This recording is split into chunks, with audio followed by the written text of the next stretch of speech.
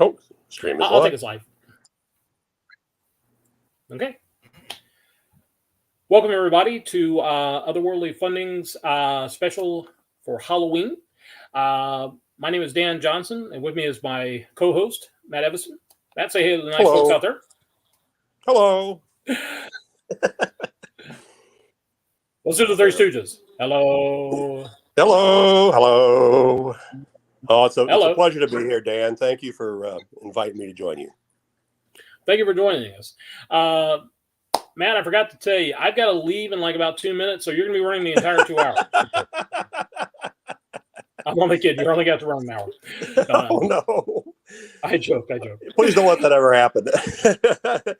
Like Dennis Hopper said to Gene Hackman at Hoosiers, you can't get thrown out of no more games.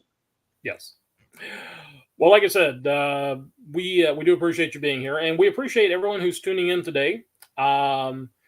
This is in conjunction with Otherworldly Funding's convention that we did a few months back. For some of the folks who joined us for that, as you know, we brought you various celebrities, and we were doing Q&As with them. We had a chance to talk to them about their careers, and what we're doing right now is launching a brand new monthly series where we're going to be continuing that as we lead up to next year's online convention. Our hope is that in the coming months, we will be bringing you a variety of guests that will be talking not only about science fiction and horror, but about comic books, other television shows, movies, anything that would appeal to folks who love pop culture. And that is certainly Matt and I. We both are huge pop culture fans. And this is one of the reasons why we're going to be doing this event. We'll also have other guest hosts that will be coming on as well. And we invite you to stay tuned. On your screen, you'll be seeing links for the Facebook page, for Otherworldly Funding's Facebook page, as well as our official website. You can check both those out to find out when our next events are going to be, and also find out when we make announcements for next year's con. As you recall, if you tuned in, we had an amazing line of guests. We had Phil Morris, we had Dwight Schultz, we had Joyce DeWitt, we had Priscilla Barnes. Just a hodgepodge of everybody. If you love television, this was definitely the event you wanted to tune in for. And the great thing about it is that this is totally free. We don't charge for this. That's awesome. And you say to yourself, you're giving it away for free? Yes, for one simple reason. Part of this is to raise money for various charities. Now, we're going to be announcing next year's charity very shortly. Our previous charity was One Simple Wish. One Simple Wish is an organization that helps to raise money for children in foster care. These are children that they don't ask for a lot. If you go to the website, you will see kids that are asking for things like clothes for school. They're asking for money to buy Halloween costumes. One that absolutely broke my heart was a kid that was asking for a change of bed sheets. So no matter what home he went to, he could always have his own bed sheets and pillowcase. Wow. These kids are not asking for the world. And some of these wishes can be as simple as $10. So we're not raising any money during this event, but we are asking folks to check out One Simple Wish, especially for Halloween. And if you see a kid there is looking for a costume and the spirit moves you, by all means, please help a kid out. And as I said, Halloween is coming upon us very soon. I'm excited. It's my favorite holiday. Matt, I'm sure it's one of your favorite holidays as well. Absolutely. Absolutely. There's an incredible improvement in television broadcasting during the month of October. Indeed, my friend. Well, like I said, we're definitely doing something fun today, and we're hoping that if you're a horror fan and you love Halloween, then you're tuning in, you're going to get a kick out of it. First of all, we're going to be bringing on one of my friends, an associate that I work with on various comic books. Heck of a great guy, heck of a great artist. It's my honor to introduce Mr. Dan Gorman.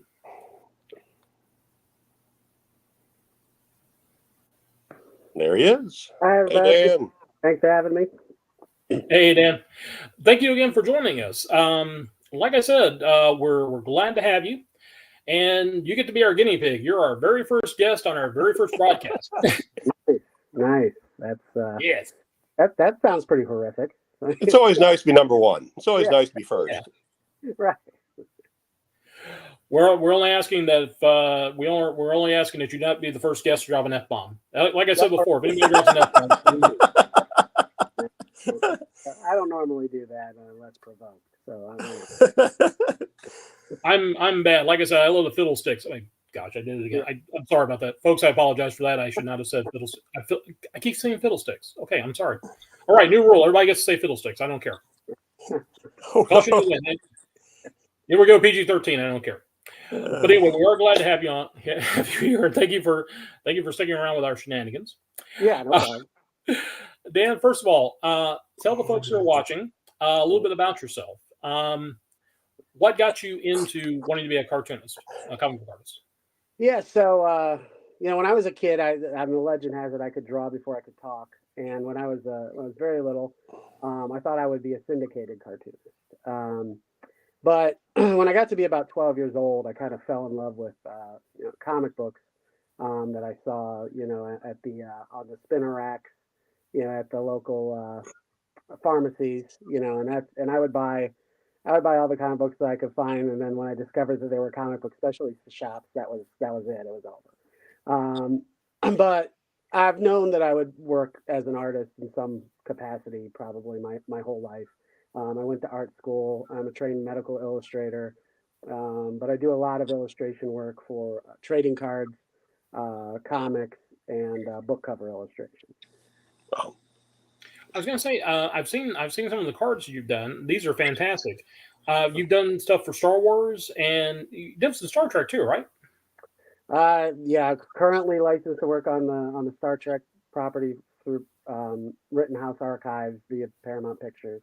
And the same thing with Star Wars, AMC's The Walking Dead, various licenses that I've worked on. I've worked on, you name it. I've probably drawn something for it at some point. That's outstanding. In the world of trading cards.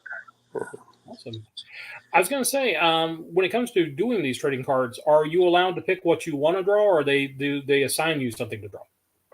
So I work as what's called a sketch card artist, and we create the chase card inserts that are the highly collectible cards that people are always trying to pull, along with the autographs and the pieces of clothing and stuff from the sets and that type of thing. So I work on the specialty cards, and they give us guidelines as to what we're basically not allowed to draw. And as long as we follow those guidelines, we can draw whatever we want, within the framework of what is approved and not approved. Okay. Yeah. So it's not one of those situations where they come back and say, okay, first of all, we like the Deanna Troys. Second of all, we don't need 20 of them. Third of all, why are they all nudes? Nothing like that, right? No, that's nothing like that. Happened to me. But no, they don't want you to draw too many of the same character. I always try to limit, it to 2 or 3 of the same character, especially the main characters. The thing is, with the actors, a lot of the main characters, the actors have approval rights, and so some of the actors are very difficult to get an approval from. So you're better off not trying than doing it. Although on the last Star Trek set, there were a couple of the actors. They said, don't draw them, or if you do, only draw like one, because it'll probably get rejected. So I went ahead and drew them anyway, just because I loved the characters, and I was hoping that if I did get one, approved, then I would keep it for myself. So awesome. Do they ever let you do something like generic Klingon, generic Romulan, anything like that? They want mostly photorealistic work, so I pull reference from stills from the television series or the movie or whatever the set is based on, and I try to depict those characters. Outstanding. Well, before we start talking about the comics, you mentioned Walking Dead. How did you get involved with the Walking Dead cards? So back in 2010 or 11, there was a company, Cryptozoic Entertainment had the license on AMC's The Walking Dead, and one of the art director at the time had followed my work when I did Marvel work at Upper Deck, and when they got that license, I was one of the artists that he reached out to see if I wanted to work on the set, and so yeah, I did, and it was a lot of fun. It was trial and error at first because like a lot of the actors weren't approving things. The actors had approval rights, and so eventually I got put on the team that job was to basically just draw as many zombies as I could for the set. So I drew a lot of zombies for the preceding sets, and then eventually that license moved to Tops. And when it moved to Tops, the rules were completely different. So once that moved to Tops, you could draw whatever you wanted, and I've drawn a lot of the main characters and stuff on the Walking Dead since then. So now I know the comic was really big in 2010, but this was before the show blew up on AMC, so that must have been a happy surprise to have this turn into such a huge hit and actually a huge cultural phenomenon. Yeah. Yeah, and then they did. Cryptozoic did want to do. I have a story about that. Cryptozoic did want to do a set based on the comic book series, and what they told us to do, Kirkman was actually in charge of approving the artists for that, and all of the artists that worked on the AMC sets, they asked to do samples in the comic book style to work on the comic book version. So I did my samples, and what they told us was to try to stick as close to the comic book versions as you could.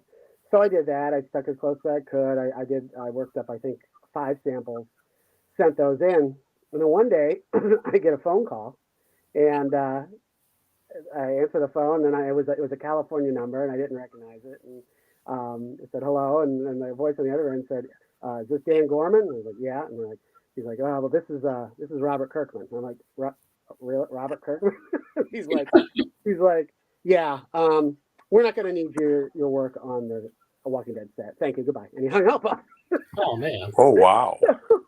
So I sent an email to my art director. I'm like, "Hey, I just got a phone call from some guy who said he was Robert Kirkman and said I wasn't on the set," and I got a reply back, and he's like, "Unfortunately, yes, that is true," and he's only calling the artist that he doesn't want on the set.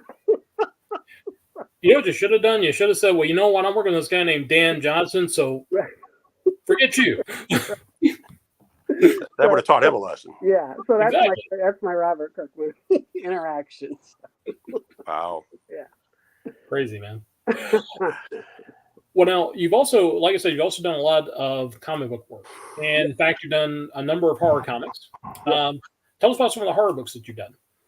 So I've worked with you on a number of books, Cemetery Plots books, drawn a couple of stories, and you're a cover artist on number 3 and what will eventually be number 4. Cover artist on 3, and what we hope to someday see as number 4. So yes, I've done that. I've also done a lot of horror work over at Second Sight Publishing through Caliber Comics. I work on the Mississippi Zombie book, the Harvest of Horror book.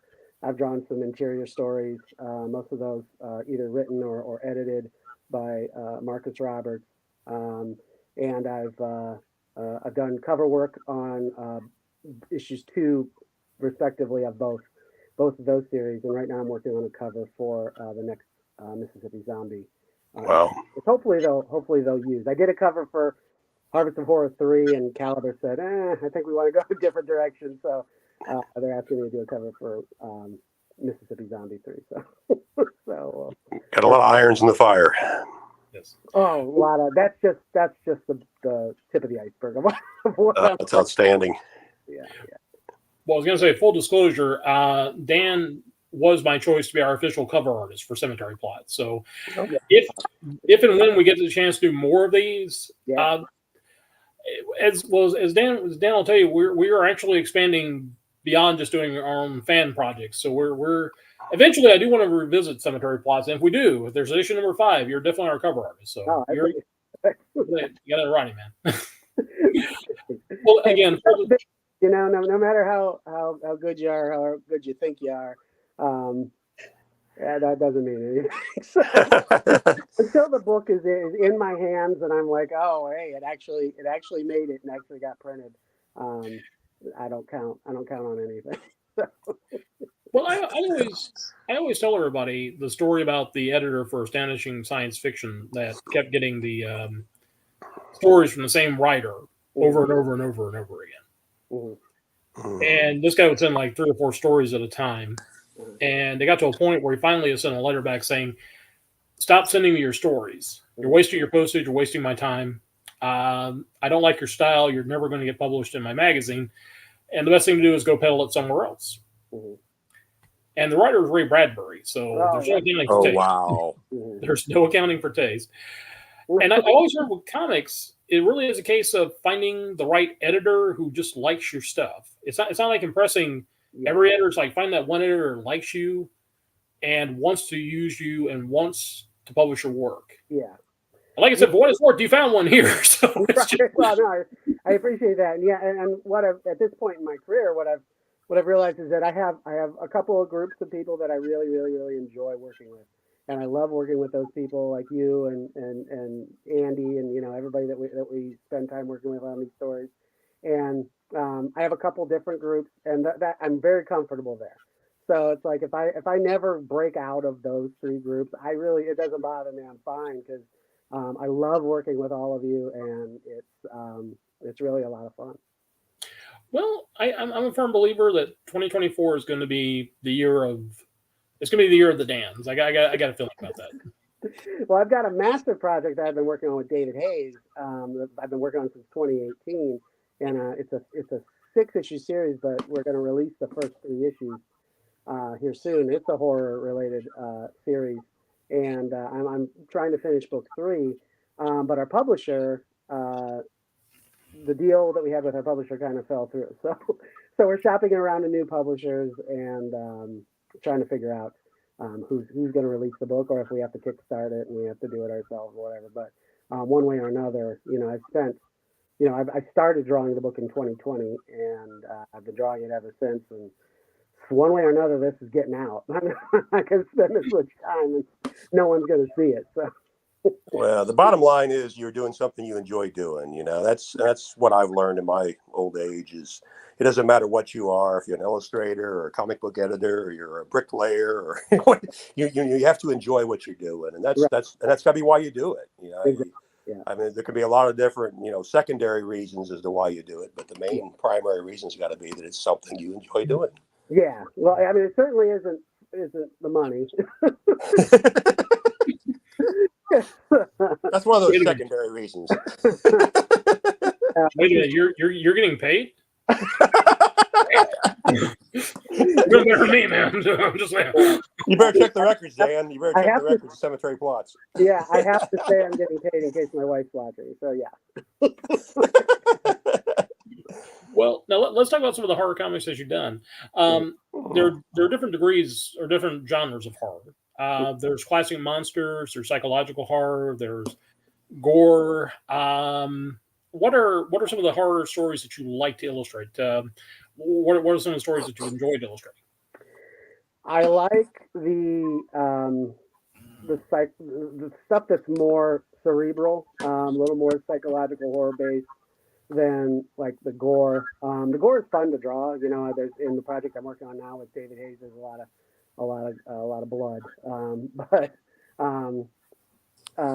that's fun to draw because you can just go crazy with it, But I enjoy storytelling. I'm a storyteller, so storytelling techniques that don't necessarily, hit you over the head with what's going on.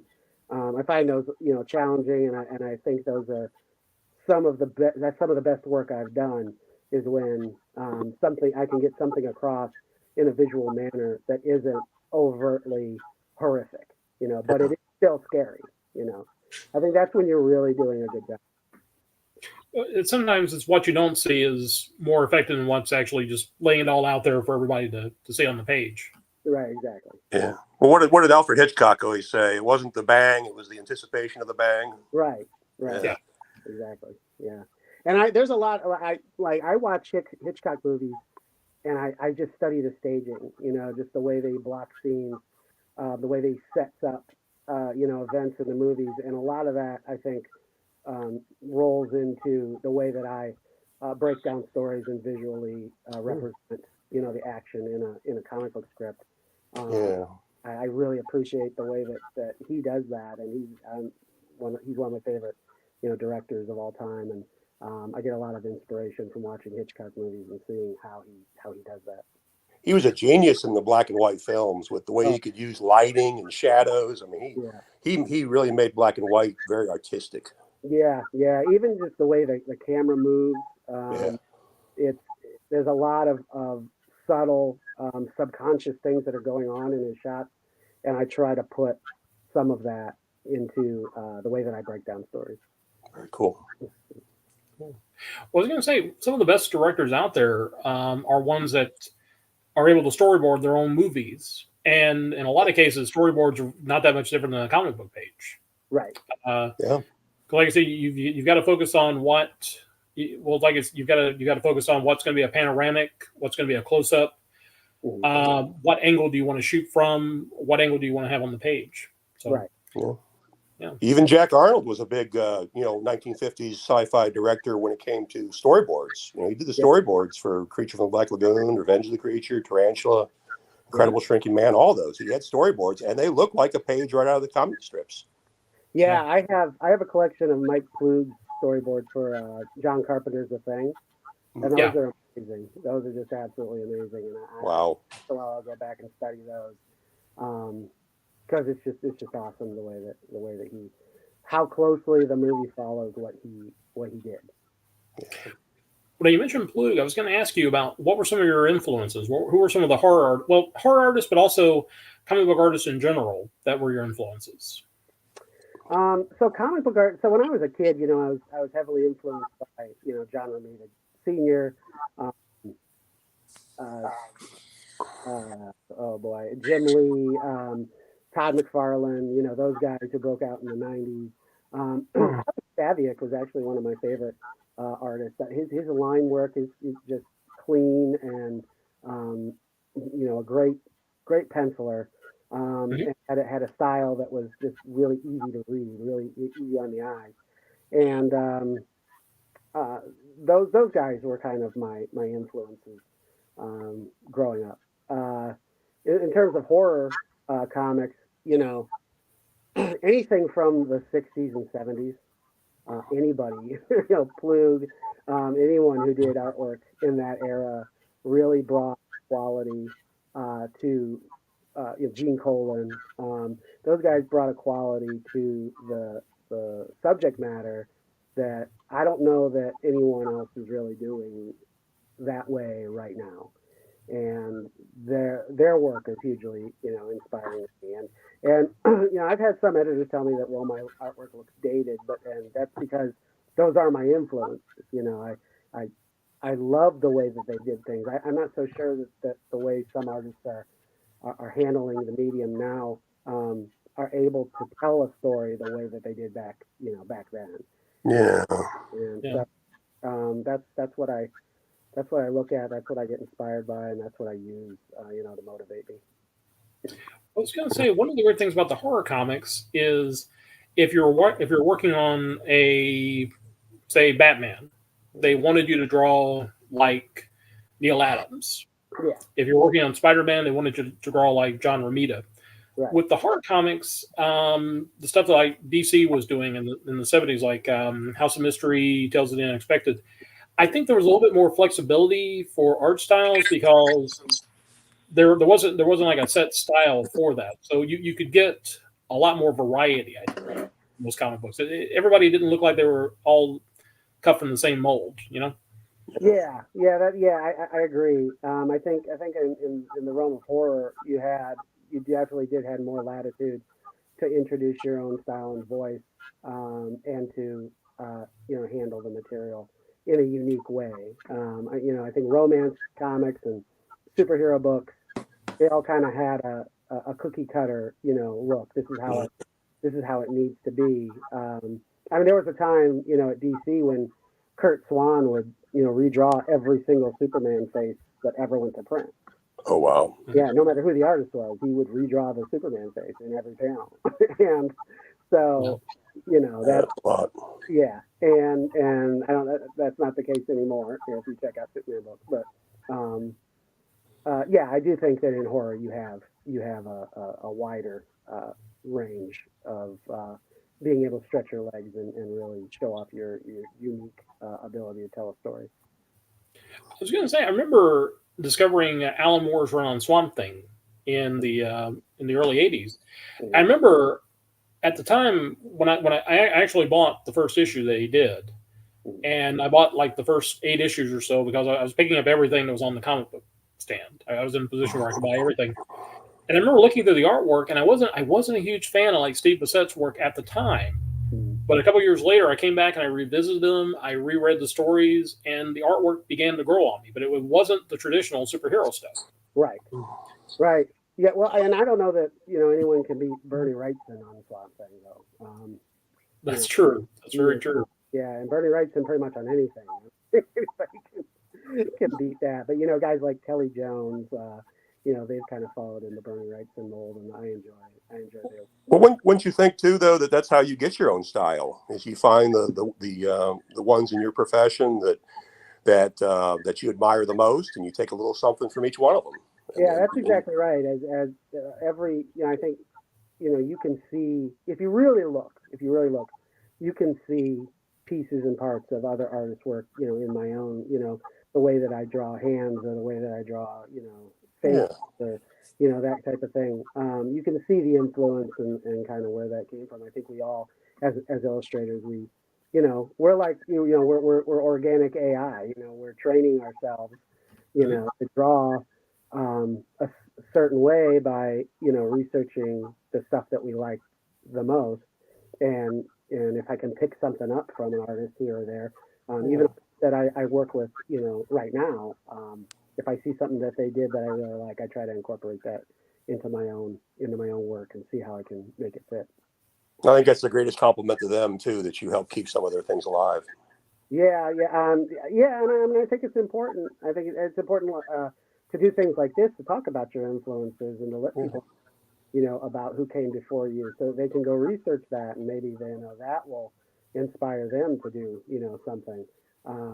But yeah, and I don't art creating great art that stands the test of time is sort of how I think. I'm hoping one day I'll beat death. Yeah. So if after I'm gone, some kid picks up a book that I did some artwork in and is inspired to start his own journey, that's my goal. That's awesome.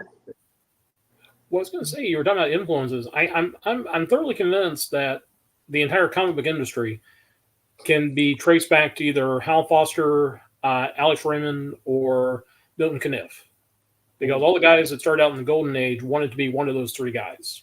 Right. And they're all copying their style. And there are artists that came after them that began copying their styles as well.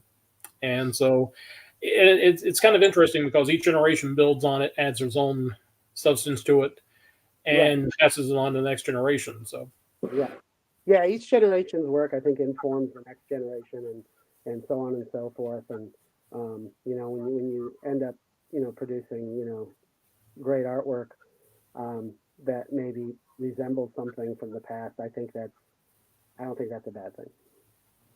But now you mentioned Bernie Wrightson. I take it you were a huge fan of his work on Swamp Thing with Lynn Wein. Yeah, the Swamp Thing stuff, was fantastic. Cool. Were there any other horror comics that you were interested in? Well, I think you mentioned a couple. When I was a kid, I loved House of Mystery.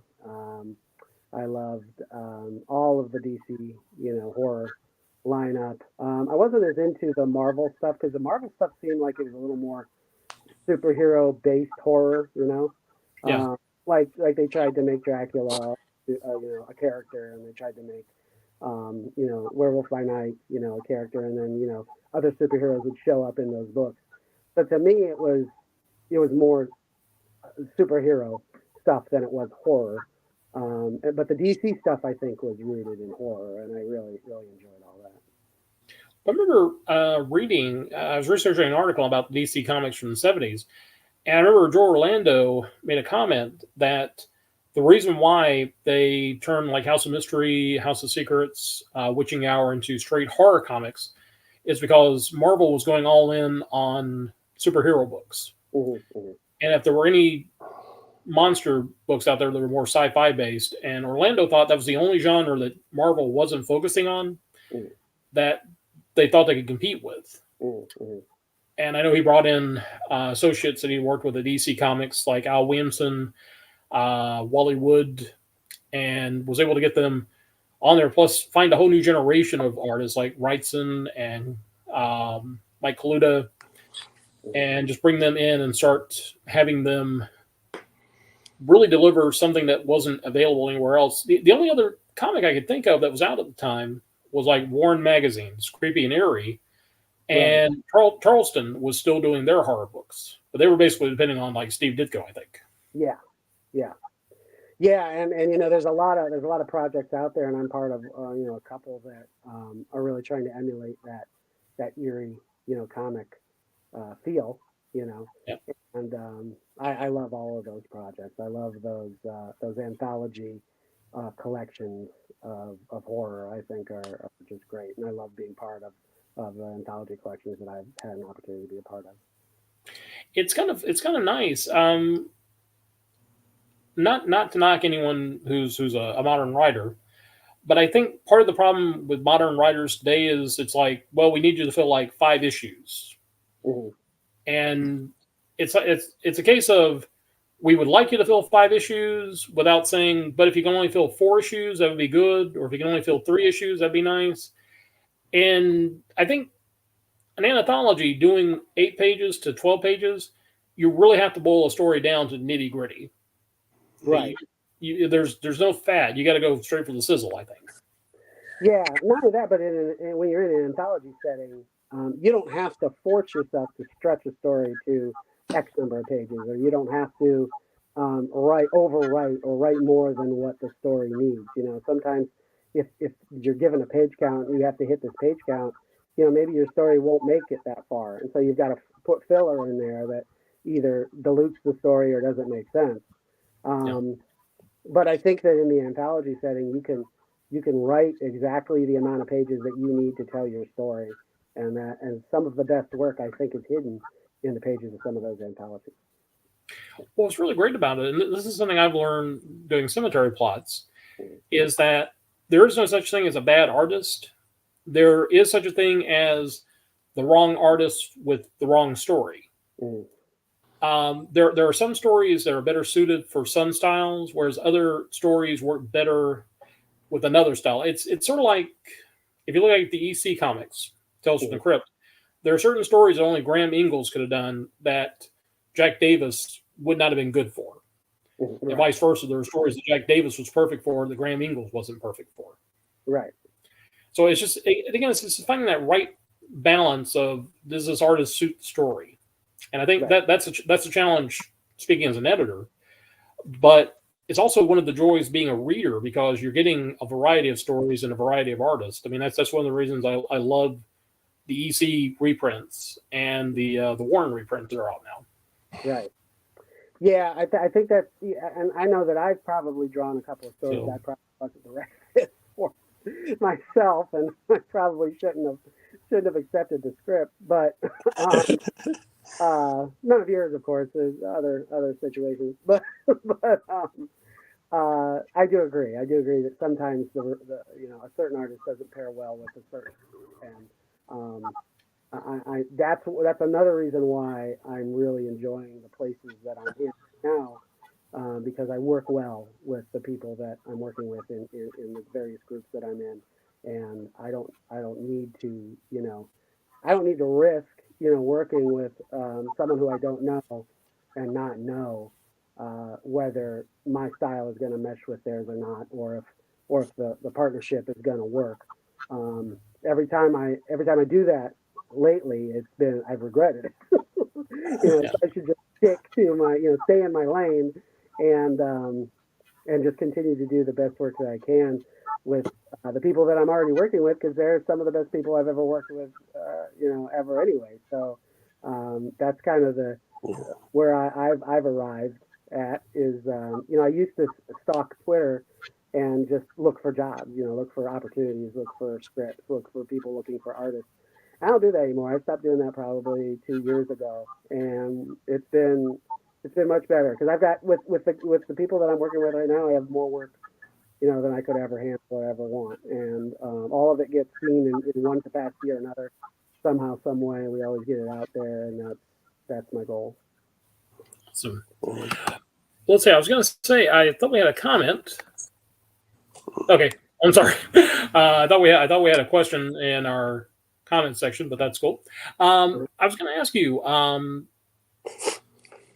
is there any particular horror stories that you would recommend to anyone? If say you're a superhero fan, say you've only read Superman, X-Men, Spider-Man, is there a particular horror comic, a story that you would recommend to someone that you think would make them a horror comics fan? Well, Caliber puts out some really great horror content, and so does Dark Horse is going to be releasing a project here soon that I'm a part of called the Shook Anthology. I drew a 22-page story for that. It's a very thick anthology collection, and that comes out in February. And I think it's available for pre-order right now through Diamond. And then I'm also finishing color work on a 7-page story right now that'll end up in that book as well. But I would say those, checking out indie publishers, anything that's from an indie publisher right now in the horror genre, you have a good chance of finding gold, because that's where right now I feel like this is the golden age of indie comics publishing. I think the best content maybe that's ever come out is coming out now at the indie level. The best work and the most prolific amount of work. I think more indie artists are releasing stuff now than maybe ever. And now is a good time to, if you want to get into a horror story, go find an indie pub and see what their offerings are and try something, because I guarantee you won't be disappointed. Well, I was going to say, you make a good point about the indie books, and I do recommend, if anyone's a comics fan out there, I cut my teeth on superhero comics. I mean, that was what got me into it. But what kept me interested as a reader was other genres. I think one of the biggest mistakes that DC ever made was when they canceled their horror books. They canceled the war comics, the westerns, so they could go all in on the superhero books. I mean, I like superhero books, but it's not like movies. It's like you can't survive on a steady diet of just that genre. You need some variety, and India is where you're going to get that stuff at. Yeah, and I think a lot of people have a misconception about like what's going on with superhero movies and television right now. I think a lot of people think that, the comic book industry must be booming because all these indie or all these superhero and shows are out and movies are out, and all most people know about a character is from the movie that they saw. The thing that I think is frustrating me most about this superhero mass media boom is that the companies that have released these movies and released these shows haven't really done a whole lot to say, hey, go check out your local comic shop, go check out where the stories came from. If you want to know more about this character, go to your comic shop and get some books. I think that was a huge missed opportunity, and I never really saw that happen from over the last 10 or 15 years when movies have been coming out left and right. And I think they did a disservice. I mean, some people don't even know that some of their favorite characters are in comic books. And that blows my mind, because a lot of stories, I go to see a comic book movie, I see the story, I remember reading basically that story, and some people don't even realize that it was ever a comic book. And I managed a comic book shop for about 3 years, and that lack of that disconnect between the source material and the movies really always irritated me, because the movie studios never did anything to help out, the industry that created the stories that made them the $1 billion. Yeah. Well, you remember those dollar comics that Marvel was putting out for a while? And Marvel and DC both were putting out the dollar books. Yeah. I always say what they should have done was make a deal with Scholastic where you just take like a pile of these dollar comic books and take them to like school book fairs, and just let the kids discover, the original Spider-Man comics, the first Fantastic Four books, the first Captain America comics. Right. Make if there's something that's not politically correct, you can make a change or tweak here and there, but the stories hold up. And I think these are still stories, whether you're a kid of 2020s or a kid of the 1960s, these stories are going to resonate with you. And again, these are where, the origin of the Marvel Cinematic, everything that's in the Marvel Cinematic Universe is in those comics. Right. But again, I agree with you. That was a huge missed opportunity. What they should have done was take some of these books, like I said, the dollar books, and just make them as cheap as possible, and just cultivate that next generation of fans. Right, because where did you have to go to get those dollar books? A comic book store. So if you didn't know where the comic book store was, you weren't going to get the dollar books anyway.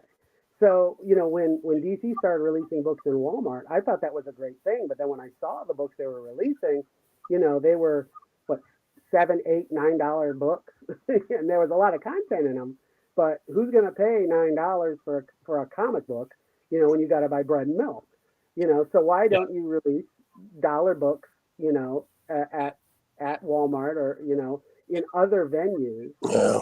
Just release comic books at an LCS, release them into the wild somewhere else where someone who doesn't know that they like comics might pick one up and fall in love with them and then go seek out the local comic book shop. I mean, when you talk to people our age, most people will tell you, where's the first comic book you ever bought? They're going to say it was at a pharmacy. Yeah. No one's going to say they went to searched out their local comic shop and went to the comic shop and bought. No one's going to say that. They saw them at a pharmacy. And so when comics stopped showing up in bookstores, pharmacies, grocery stores, that I think was a terrible, terrible thing. And I don't think it did. There was no service at all given to the comic book industry by taking all of those books off the shelves in those locations. Well, that's where we found them. We found them in the grocery store. We found them in the pharmacy. We found them, in the hardware store. I mean, we found them anywhere. I mean, that's where we found them. And then we got so interested that we did go to the comic book store. Right. Yeah. That's what we did. Well, always look at it this way, and this is kind of tying back into Halloween. What is each of yours favorite candy? Not candy corn. Yeah. What's yours? Well, what is your favorite? Like, what's your favorite candy bar? Reese's Pieces. No, just Reese's. Just Reese's. Reese's. Yeah, mine's Snickers. Snickers. Yep. I always compare it this way: if you are hankering for Snickers or Reese's, where can you go and get one at?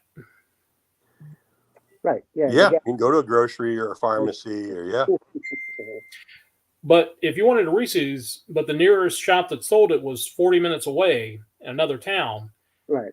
How often are you going to have Reese's? Right. And same with comic books. If the nearest shop is 40 minutes away, you're going to get out of the habit of buying them. Right. If candy was only sold in a candy specialty shop and only came out every Wednesday, you're never going to go get any of it. Yep. Exact same scenario. Yep. Yeah. Well, again, also tying with the Halloween theme and horror, I think the biggest issue with the comic industry now is that they are not cultivating a younger generation. They're going. I get in trouble when I say this, but I always take the drug pushers analogy. My thing is, like, why are you out there trying to push comics to the guy who's already got like the $400 habit when you need to go get the kids and get them hooked? Right. It's like, hey, little guy, here's a Spider-Man comic book. It's free. You want more? It's going to cost you. Right. Well, now, U.S. comics, I think, 2020 or 2021, I can't remember, was the first time that manga outsold U.S. comics in the United States. Yeah. And so the kids that were our age when we, fell in love with comics, instead of falling in love with American comics, are now falling in love with manga. And that's going to take over, the American comic book industry at some point if, things don't change.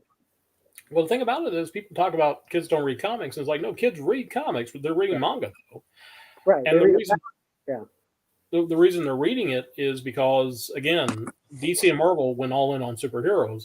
Right. Whereas with manga, you can, I never forget a buddy of mine. He's the guy that got me into the rabbit hole that I'm in right now with anime and manga. Yeah. And he was telling me about his favorite series, which was about competitive lawnmower racing. Mm-hmm. And I thought this has got to be the stupidest idea for a manga or a comic book series I'd ever heard. Yeah. But once I got into the rabbit hole, once I started getting into different anime series, different mangas, I'm like, there is a wide variety out there. And the thing about it is, it isn't about telling a story about a guy that wants to race lawnmowers. It's about telling a good story about a guy who wants to race lawnmowers. Right. And I think if you can find an angle, if you can find that connection with the reader, that you will get people buying, looking at your material. And like I said, with the superhero stuff, there wasn't a lot out there. Like I said, finding comics was near impossible. I always think work with Scholastic, get the comic books, like the dollar books and like book fairs, the little newsletter things where you can order books and such. And I think if you did that, then you're going to find new readers, because teachers now, it's also different, because back when we were kids, teachers didn't like the idea of you reading comic books. They wanted you to read something good. They wanted you to read good literature. Right. Whereas now it's like, if you can get a kid to read anything, it's considered a victory. Right. Yeah, it really is. Yeah. Steph, can you take me off stage for just a second? I'm getting a message from Julie, our next guest. I'm going to check and see what's going on. So I'm going to pop out for just a moment. Okay, guys? I'll just be a second. No worries. You guys talk amongst yourselves. If you do a topic, Holy Roman Empire, either Holy Roman or Empire. Oh, no. Oh, yeah. I've seen those messages too. Julie's having trouble getting on, but she got on this morning, so I don't know. But Well, it must be a technical issue. you didn't have any trouble getting on. I did not. I went through my phone. I'm on through my phone, which they Yeah, I'm on my phone right now too. I guess the platform is more designed for phone use than for laptop use. It was for me. I had trouble trying to do it on my laptop, so I just went right to my phone, and I didn't have any trouble. You have to copy a link and enter it into Safari, and maybe there was a hiccup there for Julie. I don't know, but Maybe. yeah, I see Dan's trying to reach out to her now. So, but Yeah. Well, I was able to get in both through Safari and through. Oh, okay. So you had options. Well, that's good. It's good. It's always good to have options. Yeah. Chrome, there was another step, but Safari, it took you right in.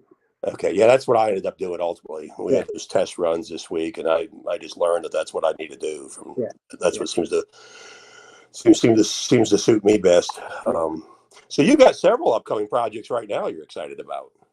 Yeah, I've got a lot. I also I draw comic books for our local AAA minor league baseball team, the Akron Rubber Ducks. Oh wow! They're a Cleveland Guardians affiliate baseball Yeah. team, and so I'm going to start work on the 5th issue of a book we call Rubber Ducks Tales. Okay. So they release one issue a year. At the end of the year, they're the Rubber Ducks, so they have an event at the stadium on the last weekend of home baseball called Quackrin Comic-Con. So that I get a bunch of my artist friends to have tables there, and then I design a bobblehead and I draw the comic book and we release. Oh wow! So I got to start issue 5 now. I hope it's all it's quacked up to be. It is all it's quacked up to be. Right? So how many pages is that book? Standard size 22. Yeah, I was gonna guess 22. That's the norm. Okay. Yeah. So so it's 22 pages of content you get to kind of play around with a little bit. That's probably fun right there.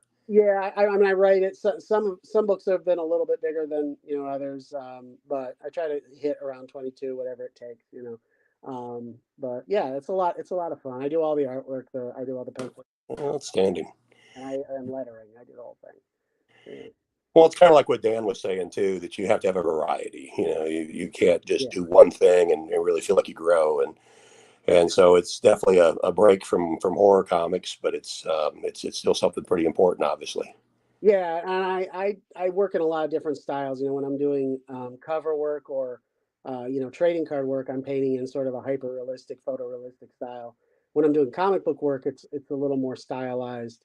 And then when I'm doing rubber duck stuff, it's more of like cartoon work that I consider probably the least realistic stuff that I'm drawing. But it's it's a lot of fun. It's a lot of fun to work in various styles and Yeah. methods, and I have a lot of fun with it. Hey, Dan. Hey, Julie is standing by. We've got her in, so she's going to be ready to go at 6 o'clock. Hey, wonderful, wonderful. Yay! It's awesome. What'd I miss? Anything good? Yeah, we were just talking about Dan does some work in minor league baseball, which I thought was pretty cool. Yeah. Oh, yeah. Yeah, the Akron Rubber Ducks books. Yeah, I draw those.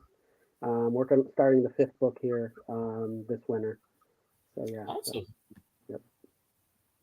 Yeah, but they have their own little Comic Con during the minor league baseball season. He gets to even design the bobblehead. Yeah. Nice. Yeah, that's pretty cool. Yeah, it's fun because the Ducks have like four mascots, and so I've done a bobblehead of each mascot so far, and then they want to do a bobblehead of the guy who runs the whole show. So we're gonna do a bobblehead of him, and then the Akron Knight who you might see in Blonde Shell stories, hopefully coming up. He's gonna get a bobblehead here in 2025. No, 2026. 2026. I was going to say, speaking of the projects that you're doing, we mentioned a few of the projects that you're working on right now. But if let the viewers know what all you're working on right now, and also let them know where they can find your books at. Yeah, so the Shook anthology right now is available for order through your local comic shop. That'll be out in February. You're going to want to check that out. That's released by Dark Horse, and I have a lot of work in there. I drew an alternate cover to Harvest of Horrors #3, which will be out soon. I don't think that's been solicited yet. I'm working on a second Blonde Shell story with Dan that hopefully will be published by Anarchic Press here soon, and probably Exciting Comics, another issue of Exciting Comics. It's a 12-page story, and we're sort of serializing this story, and hopefully going to get those published by AP coming along. And I'm drawing a coloring book for our local police department. Working on that. Very cool. Now that's not 22 pages, is it? There's a lot of drawings. There's a lot of drawings. And I've gotten a handful of them done, but they're going through a lot of edits for some reason. I don't know. The police are very picky. So so working on that. I'll start book 5 of the Rubber Ducks Tales with the Akron Rubber Ducks here soon, which will be out September of next year. And then there's an announcement at Akron. I run Akron Comic Con. I have a partnership, but I'm the one who kind of puts together and runs Akron Comic Con. Akron Comic Con is a day event that'll be held on November 4th and 5th here in Cuyahoga Falls, Ohio. And that's coming up. That's coming up, yeah. And we have celebrity guests and 160 vendors and all kinds of stuff. But I've formed an alliance with some of the top comic book creators in our area, in the Northeast Ohio area. So we're launching what's called Route 8 Studios. Route 8 is the main expressway here in Northeast Ohio. So Route 8 Studios will be launching at Akron Comic Con, and we'll be releasing anthology books. First one we're doing is a superhero anthology. Almost everyone involved has an original character that they want to write a story about. So we're doing an anthology series based on that, and that'll be coming out soon. And then just whatever else my partners in crime ask me to do here and there. So my work you can find in Diamond, in previews occasionally when that comes out. I usually always post on my Facebook page where you can get your Diamond order code, that type of thing, and make announcements about projects that are coming out, where you can get them if they're not, solicited, globally through Diamond. But you can check out my work at dangormanart.com. You can see all the stuff I've done there. And then if there's a trading card set coming out of Star Wars, Star Trek, Game of Thrones, I'm probably involved in some way. Outstanding. Yeah. Well, good stuff. Yeah. I was going to say, besides the your website or any other social media platforms that people can follow you on, Instagram or? Yeah, I am G Dan Artist on Instagram and on X, I guess it's now X. Yeah. So you can follow any social media platform I'm G Dan Artist. So if you look for me, if you can't find me, I'm not there. So it's G Dan. Awesome. Well, Dan, like I said, we're coming up on about 4 minutes for our next guest comes on, Julie Ann Ream. Like I said, if you like, you're welcome to stick around and join us for a conversation about Glenn Strange and Universal Monsters. I would love to do that. I think my wife is calling me for dinner. So okay. So, What do we have? Be set for priorities. We are having spaghetti tonight. Oh man! What time should I French bread too? French bread? What about dessert? I don't know. You can't have spaghetti without French bread. That's normally true. I'll see when I come there, I guess. Tell her she doesn't have to feed me dessert. The spaghetti will be fine. We'll be done in about an hour or so. Okay. I'll set a plate. Awesome. Yeah. Well, Dan, thank you again for joining us. We appreciate it very much. And It's been so much fun. I appreciate you having me. And anytime you need a guest to fill some airtime, let me know. yes. We'll be talking about this in 20 years. Do you remember when we did the first show and Dan Gorman was the very first guest? There you go. You go. Not first, you're last. Well, I tell you what. If we ever shut this down, you'll be our last guest on there. You'll be here to start us up and be here to shut us down. Like the series finale. I've been part of those types of things many times. And once again, we appreciate you not saying booger on the air. So. No. Actually, we may need to do that as a tradition. We may need to have every guest say booger before they leave. So. Oh, do I have to say it? You don't want to,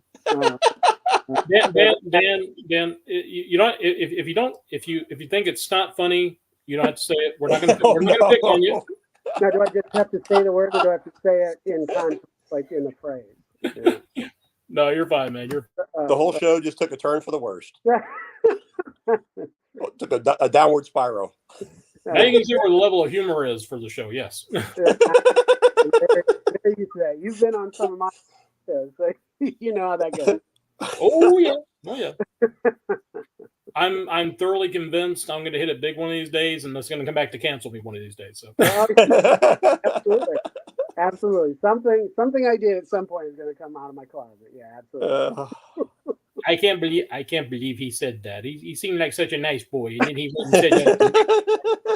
I can't believe he did that. It's just so shocking. It's just I've lost all respect for him. Like, I'm kidding. I'm kidding. I never had any respect for him. I used to think you had to run for office to have any of that come back and get you, but not anymore. Very much. Hey man, we go down together, brother. So that's right. Absolutely. Okay. Well, Dan, thank you very much. You enjoy your dinner, and like I said, we're hopefully going to have you back very soon. Okay. Okay, great. I appreciate it. Thanks, Dan. Take care, man. Thanks. We'll take you off stage. And like I said, we want to thank Dan again for coming on. We appreciate it very much. And now we're going to remove you. And again, also, I apologize for the juvenile sense of humor, but that's just how we roll here. That's what you signed up for. If you're tuning in for the cerebral stuff, then you're sorely going to be hurt. Before we bring Julie on board, I want to remind everyone again that I am Dan Johnson. This is my co-host, Matt Everson. And we also want to give a shout out to our producer, Steph Lottis, who is behind the scenes helping us out with our banners and bringing our guest on board. And we also want to remind everybody that we are here through Otherworldly Fundraising. If you're joining us late, Otherworldly Fundraising did a convention a few months back where we brought you several celebrity guests and helped raise money for the One Simple Wish Foundation. Again, One Simple Wish is an organization that helps to raise money for children in foster care.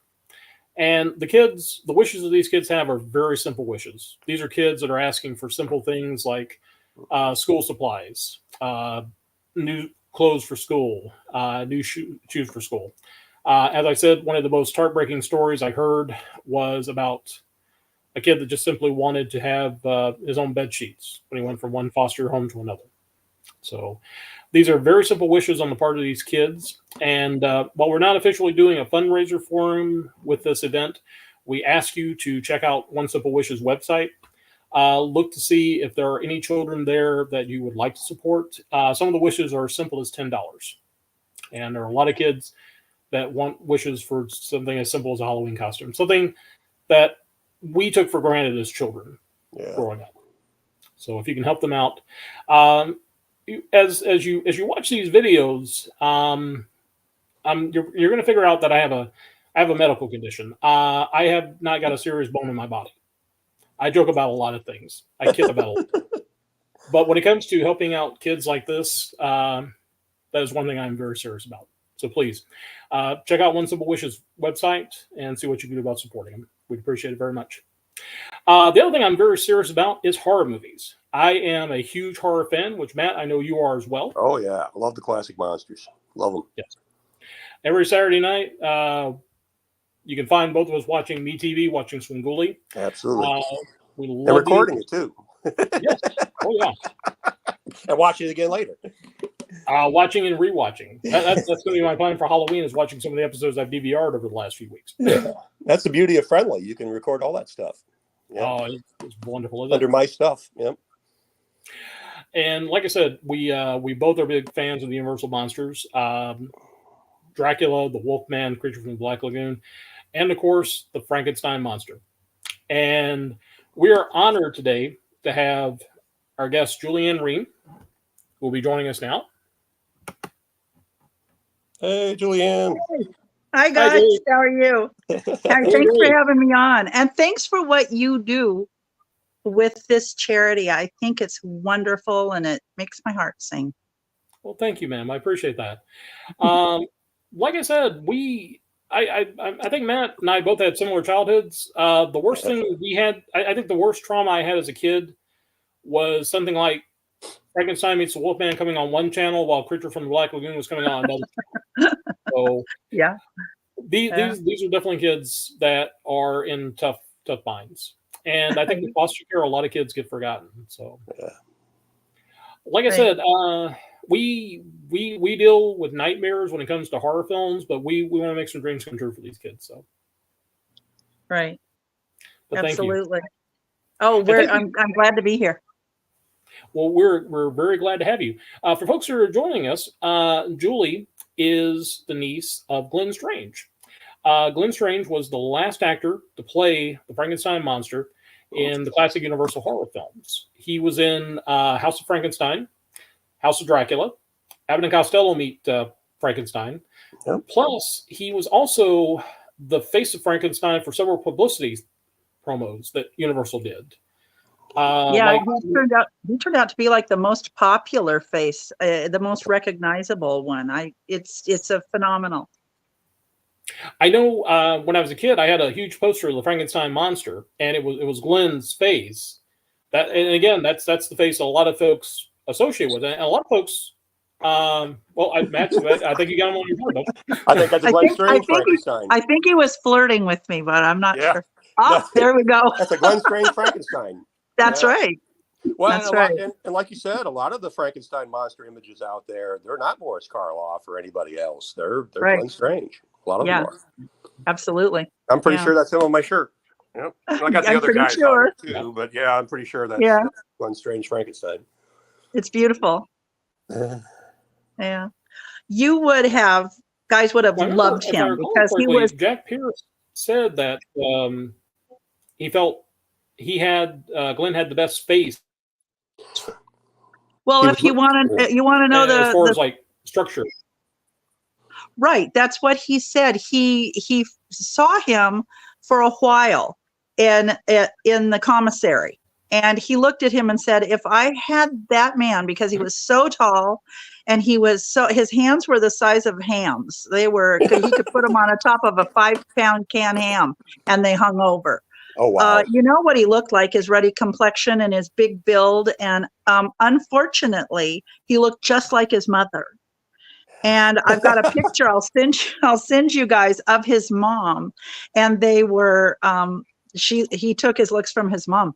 But yeah, he looked at him and thought, I could be nearly done with makeup if I had that guy. And he offered him $25 to sit for him, and made him up, and it only took 45 minutes and $25. And Glenn's comment was, "You've turned me into Boris Karloff."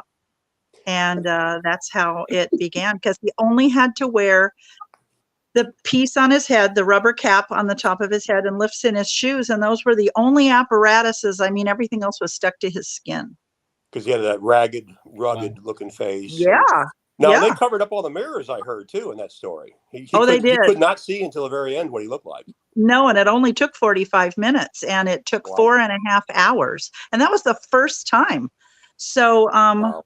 Jack Pierce was great. I love Jack Pierce. And he, of course, eventually was bested out by people that could do things quicker and faster. And that's what ended up happening with Jack. But I love all these stories and admired them all.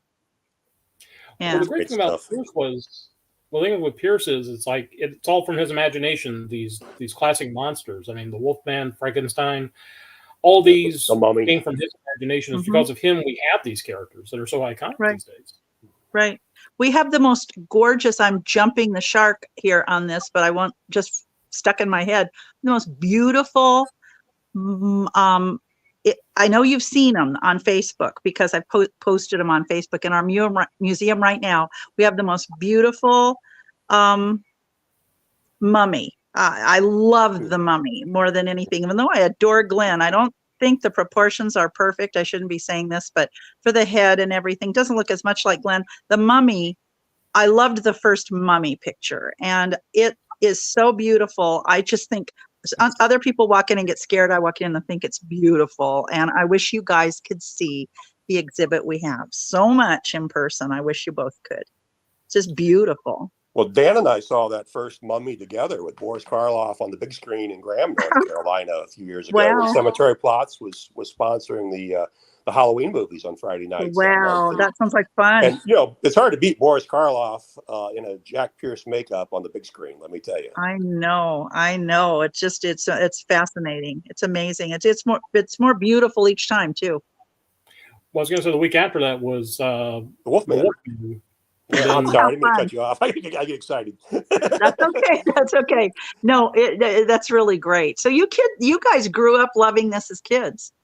Oh yeah. Yeah, I would say that we got very similar childhoods. We discovered these classic monster movies on local television stations when we were kids, and they were on every week, and we just kept watching them. And we both have very similar stories we've shared. I grew up thinking it was real. I mean, it was happening under our noses, and so it's just a weird, different perspective. It's like I wasn't afraid of anything, and it was just our life, and it was really. You don't think it's special till you're about 35, and then you start to realize everybody's life wasn't like ours was, Well, and we grew up watching these things in the late 70s and early 80s, and these were our superheroes. Glenn Strange as the Frankenstein Monster. I mean, Lon Chaney Jr. as the Wolfman, so on and so forth. These were our superheroes. We didn't have all these CGI superhero movies coming out every year like we do now. Glenn and Lon were best of friends, and he thought so much of him, and he got my wedding in June of 1972. That was going to be his last personal appearance, because he was already very, very sick, and he wasn't going to do any more personal appearances. And he got out. He died in September of 73, just 1 year after that. But he did the eulogy at Lon's funeral. He got out of a deathbed to do that eulogy. That's how much he thought of him. Well, I heard that story. Yeah. I'd heard true. that they could, like, somebody told Glenn they couldn't find anybody to say a few words about Lon. I know. And it broke Glenn's heart. They couldn't find anybody. And he said he wasn't going to have that. He just adored him because, you know, he was great, Lon Chaney. I'm really good friends with Beverly Washburn, and she talks about making Spider Baby and how she wanted I said, what made you want the role? And she said, because I could work with Lon Chaney. That was the opening song. Lon Chaney. That was it. That was the beginning and the end of it all. And she was so sad because she thought she wasn't going to get it. She went out and tried for the role. Somebody approached her in a market. It's her story. I'll get her to be a guest and she'll tell this story. I'll speak to her. Yeah, that'd be cool.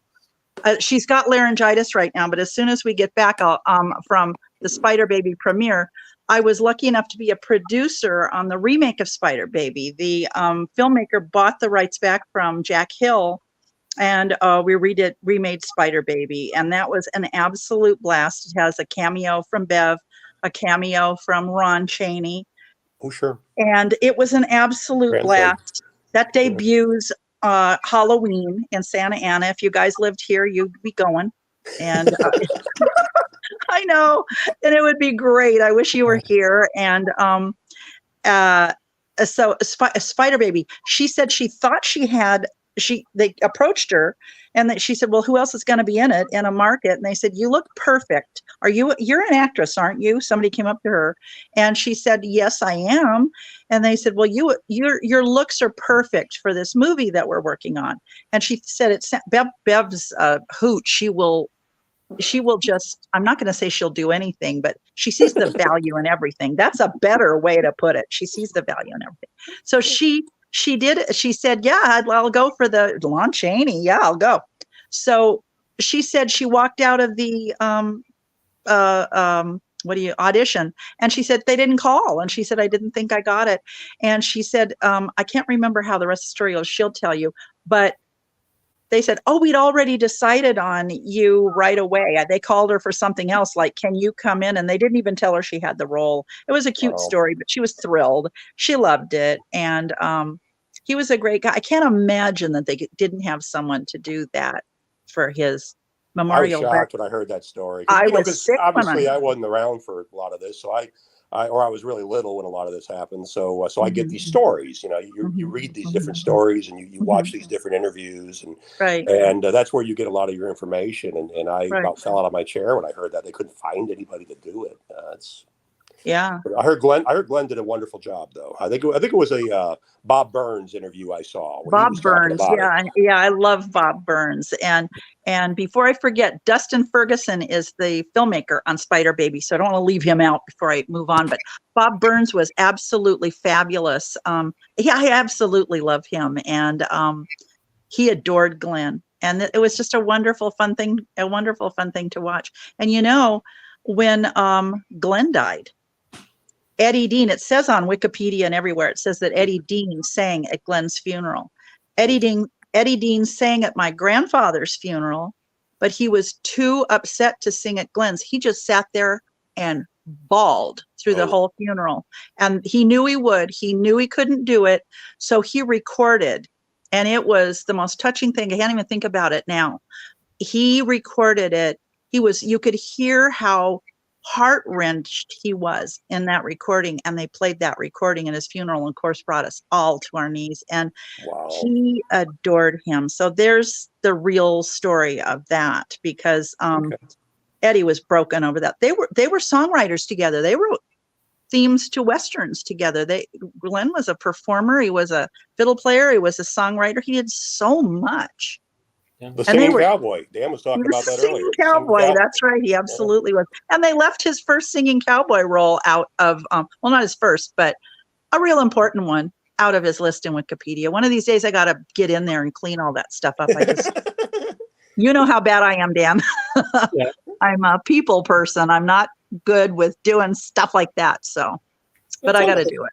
Well, Bob Burns ended up with a pair of Glenn's Frankenstein boots too, didn't he? Frankenstein Monster boots. He, as a little boy, he rang Glenn's doorbell in Burbank at the house he lived in Burbank, went up to his door and rang the doorbell, and Glenn opened it, and he was in awe of Glenn. He was such a little kid. Glenn went and got the headpiece, the top, and the boots, put them in a brown paper bag, and gave them to Bob Burns. Wow. And then Glenn ended up, they were kind of neighbors because Bob lives in Burbank.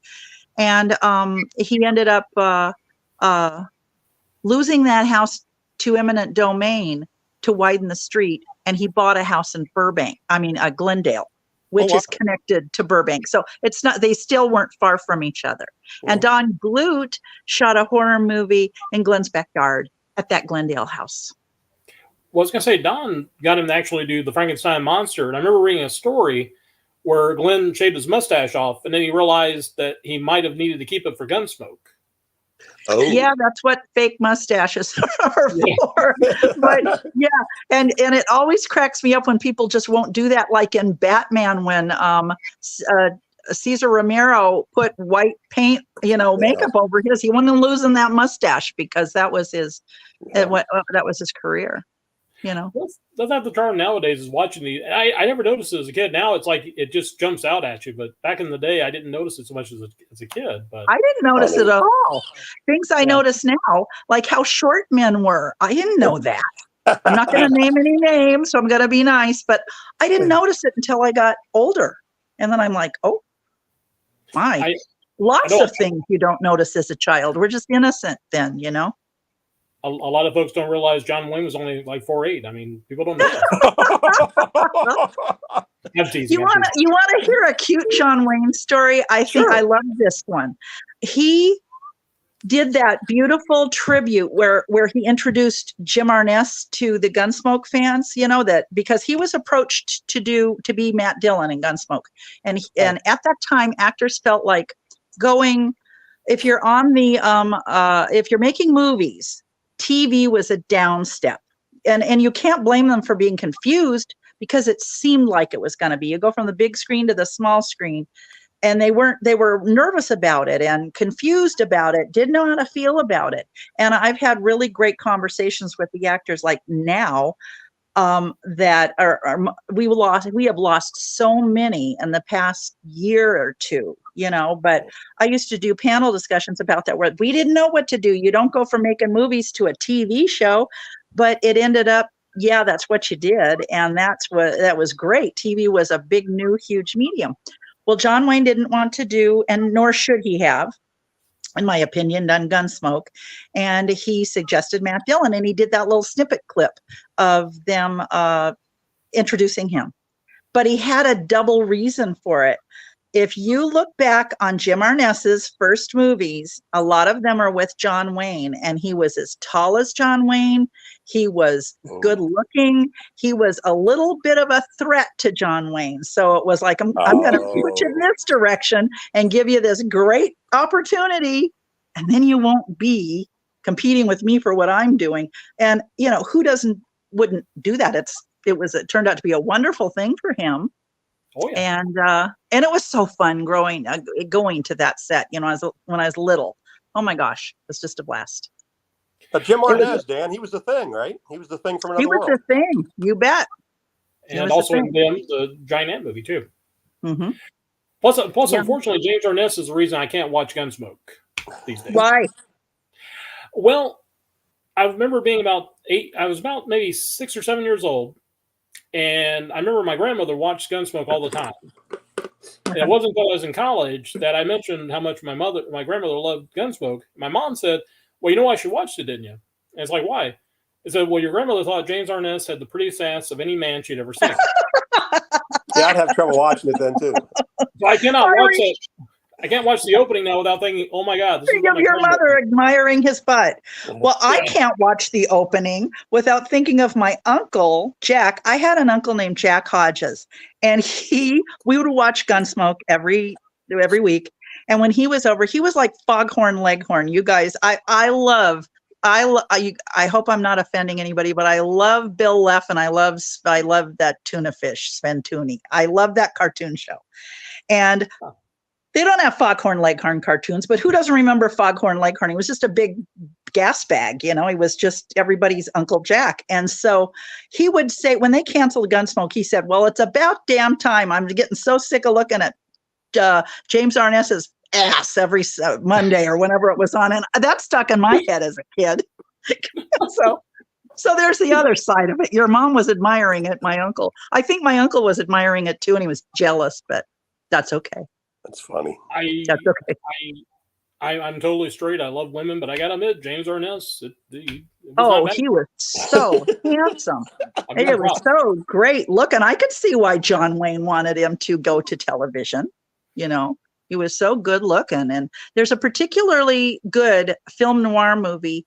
That's another one of my things because I'm a black and white lover. I love black and white films. I love black and white TV. I love all of that. And I can't, when I think of it, Dan, I'll send it to you and you need to look at that movie because, oh my gosh, John Wayne looked like, you know, you didn't notice him. James Arness was so good looking. Yeah. And it was a detective type, film noir type movie. It was fabulous. Yeah. Well, I think one of the great things about James Arness is that he had that personality for television where he just came across, it's like, I could see being a fan of Gunsmoke and just like every week you want to tune in to see this character because you like the character. He's charismatic. He's friendly. It's like that connection people have with certain characters. And it's like, he definitely was Matt Dillon. He was so casual. I often wonder why he got into television because he didn't really love it. He didn't really enjoy it. He got recommended because he was so good looking and this, that, and the other thing. And they did it, his brother as well. But he didn't have a passion or anything for it. It was his job. And he loved to surf and he loved just to be real casual. And there were some years in Gunsmoke where he would take the first part, as Buck Taylor tells it so funny, where he'd look at the script and then he'd take that, start ripping pages out, and he would be in the beginning and be in the end. You'll notice that later on where he didn't do it all the way through. He showed up in the beginning, he showed up in the end, and he would change writing over to Newly, you know. Now, I am a lover of the first seasons. I'm a lover of the 30-minute black and whites. Those are better written. They're better. Everything about them is better. And they were taken from the radio shows. They redid the radio shows on television, which is brilliant. And I just love the quality of those better. Then they went to 1 hour black and whites, which was okay with me. My grandfather did was a real popular. It's never fallen below number 3 in the popularity ratings. Was called Marry Me, and it was where the with Don Dubbins and I always forget his name. Warren Oates and Don Dubbins were his sons, and my grandfather kidnapped Miss Kitty in order to force the boys to marry in line because the younger one was in love and wanted to get married. And it never falls below number 3 in popularity. And I love the black and whites. When they went to the colors, it wasn't the same to me anymore. I remember that one. I think it shows up when MeTV runs it. They'll mention it as one of their memorable must-watch episodes of the week. Yeah, it's real popular. Now, when I saw it, I was a little kid in elementary school when they made it. My grandfather died. I'll try to give you the quick story. He ruptured himself pulling Amanda Blake out that window severely because she was fighting like a bear cat. And they had that thing where they fell in the pits and had to pull her up out. And Dennis Weaver was producing my grandfather at that time and had gotten him a wonderful role in, this is real interesting, in The Ugly American with Marlon Brando. And that shot over at Universal. Okay. Well, my granddad was so excited to do that movie, and they were going to elaborate. This episode he did was so popular, they were going to elaborate on they wanted to do something with that. And what they ended up doing with it was when Festus came on, if you notice, he uses the same phraseology and the same endearing terms as those hillbillies did informing his character of Festus. So if you look at that, that's a pretty psychological look into. I know I'm making you guys calm down because I'm more cerebral and you guys are fun.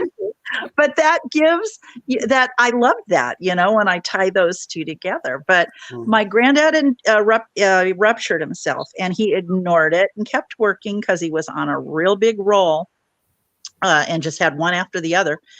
And he was brought emergency to the hospital. He had to have surgery. He lost 18 inches of his large intestine to gangrene. Oh. He did not allow himself to heal and recuperate because he had to go to Universal and start making The Ugly American. He was in every scene Marlon Brando was in. He wore a white linen suit, and I've got pictures in the museum. And the day he was to do his close-ups, he got to work and dropped dead, because he didn't take care of himself, and he was 62 years old.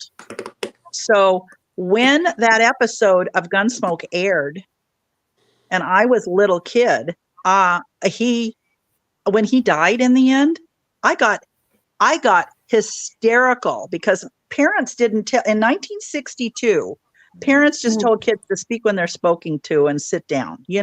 They didn't kind of do like we do now. If they found a dead bird, they throw it away. We bury it, I got hysterical. I thought he was dead. And my parents had to put me in the car and drive me to his house before I'd stop crying. Oh, gosh. I was 9 years old. Wow. Yeah. So that was serious to me. And then a few months later, it actually happened, Wow. So I know it's sad stuff, but we had a good time on that set. Well, I do want to ask about Glenn. You were talking about being a kid. When was it you realized that Glenn was this iconic character, the Frankenstein Monster? When did I realize? I mean, that was always I was 19 years old when I got married, and he passed away right after that. I always knew it was iconic. From the time I was a teenager, I knew it was iconic. I didn't think about it being young as so much, because they didn't let us watch those movies when we were little. But I always knew that was super cool over anything and everything else that they did, doing those monsters. And I loved all of them. I loved every monster movie that Glenn did. I loved all of them. My favorite. Houston. We have an issue, but hopefully we'll be back in just a moment. We apologize for any technical issues, folks. I was going to say there were a couple of points there where it seemed like she was breaking up, but I wasn't sure if that was my system or hers. Yeah, I don't know. Well, she's back. Hold on. Over. Loved that. Hey, I'm sorry. I must have touched the wrong button. No I won't move I do that again. sometimes. I'll just freeze and sit here. Yeah, but I love the Mad Monster. I loved them all. I love them all. And I have had people begging me to get more involved in horror and less involved in the Western things. And now I've done that, Well, I was going to say, I imagine having someone like Glenn in your family, that would have been like the perfect thing to introduce you to horror films, because it's like, it's Glenn. It's not an actual monster. This is Glenn. This is somebody you've seen at reunions. You've seen at family gatherings. Right. Well, he and my grandfather were like brothers, and they worked together on everything. So he was in my life, my entire life. And I was brought home from the hospital, my grandfather's house. So they were there all the time. And working all the time. Their homes were right near a Republic, right near Warner Brothers, they was right in the heart of everything. And so I grew up with them being actors. I grew up at my grandfather's house, where they would go try out for roles and sit around in the garage and, do what cowboys do and talk and drink and smoke and tell jokes and invent things and do all that stuff, and leave Cactus's number for a call number for people to see if they got their job. So there were tents, there were trailers, people were allowed. My grandfather opened his ranch to everybody to stay there to get under contract at Republic and And it was my life. I didn't know anything else. And all of us didn't know anything else. When Republic Pictures did their 75th anniversary, Bob Burns was there. They asked me to host a panel, and Leonard Maltin did the actors that were still alive, that were under contract. And they asked me what I wanted to do, and I said I wanted to do a second generation panel. And they said, "Do you think that'll be popular?" I said, "Promise you it will." And I interviewed John Wayne's daughter, Chuck Connor's son, Nudie the Rodeo Taylor's daughter, Judy Canova's kids, Max Terhune, Linda Sterling, Chris Nibley. I interviewed all the kids, Roy Rogers. I interviewed everybody, and then I was the host, and my family was, famous. It was so packed, you guys. They had to put microphones out out of the studio so all the crowd out there could hear. So people love hearing about this stuff. It's your connection to who's gone before you, and they're past and they're gone, and you can hear all of those fun stories from their families. So, I'm grateful to tell them. I'm grateful to hear them from other people. So it's just was my life. Well, it's like we were talking about earlier today when we were doing our test. There's these stories that, unfortunately, a lot of the folks who lived the experiences are gone, but the stories live on with their relatives, and we have an opportunity to record them now. And this is what we really want to do in the future, is record these stories so people can hear them, and we can pass on the history of pop culture. Again, not just the horror and science fiction, but the westerns, sitcoms, everything that we grew up with. I'm grateful that you guys are doing that, because that's what I'm doing. My other family members, Rex Allen, the Arizona cowboy, and his son, we're not getting any younger. And so I have been doing it Rex Allen days, and we'll do for however long he wants to do it. An audience, we'll have a live audience and record various things he's talking about. We do like an hour and a half, and record it for posterity, because that's the only way you're going to get the true answers. Because I'm sure you know that without getting them directly from the source, Google isn't research, and and there's so much out there. There's so much out there. I have sat on panels and had the panel director argue with me over what I lived and know. So I'm always looking for ways to leave that legacy and leave that posterity. And recording, that's the best thing you can do, I think. Well, the thing about it was, there's so much. I remember growing up as a kid reading the monster magazines that were available. A lot of this stuff was secondhand, because folks like Glenn, folks like Lon Chaney, Bela Lugosi, Boris Karloff, they had passed on. And they're like anecdotes from old interviews, but nobody thought to say, hey, Boris Karloff's daughter is still alive. Bela Lugosi's son is still alive. Track them down and talk to them and get their side of the story. Yeah. Absolutely. That's what you have to do. It's what you have to do. And I've done more interviews than I have edited and put out there. And I tell all my friends that, like you guys and all my friends here in LA, if I ever croak, go get that box and do something with it, because I am not a technical person. I know what I want, so I don't just send it off and have somebody else do it. And sitting in the editing chair is something that I haven't had the time to do or the patience. I do it, but I'm so woefully behind in that. But I did get recordings, and I've got tons. I've got something on Bob Burns and I at Monsterpalooza when we were guests that I haven't edited yet, and it was 8 years ago probably, and I need to get that done, and I need to get it out there. I think that's the first thing I want to do. I just have to find the time. But yeah, it's really important. You need those 28-hour days and 8 days a week. And even then, it wouldn't be enough. There'd be more need. You know why? Because we could be out there talking to more people, but we have to let other people do the editing. I think I'm just going to hand it to my IT guy and say, here, and you do it, and then we'll sit down together, and and I'll help tweak it. It's not Maybe a bad that's idea. not a bad idea. I trust No. him. He does everything wonderfully. Charles Scott. I love you, Charles Scott. He does everything wonderfully. So I think that's what I'm going to start doing, because I feel guilty. I go to bed feeling guilty every night for what I don't get done.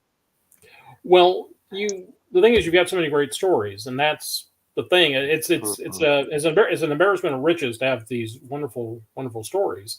It absolutely is. I had the honor of interviewing you for Retrofan. I did want you to share the story about Lon and Glenn on, I think it was House of Dracula. Yeah. That was a great story. He was under, well, before I do that, can I tell you a story of something really cool that happened to me? Sure. I was working, and don't let me forget about your story.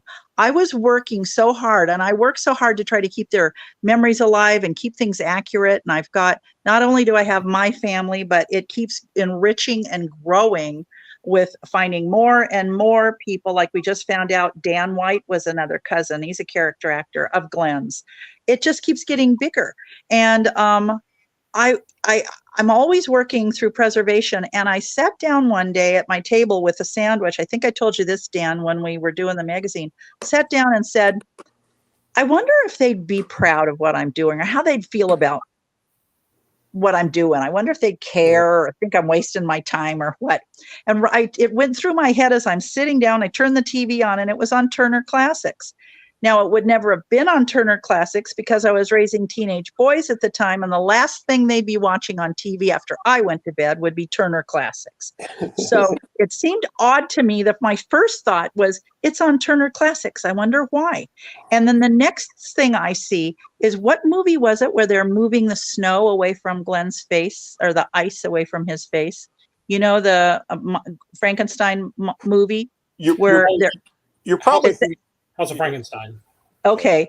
And the next thing I see is that thought goes through my head. I flip the TV. I think, I wonder if they'd care. Then I think, why is it on Turner? And then I see that, and I said, okay, I'm taking that as you want me to keep doing what I'm doing.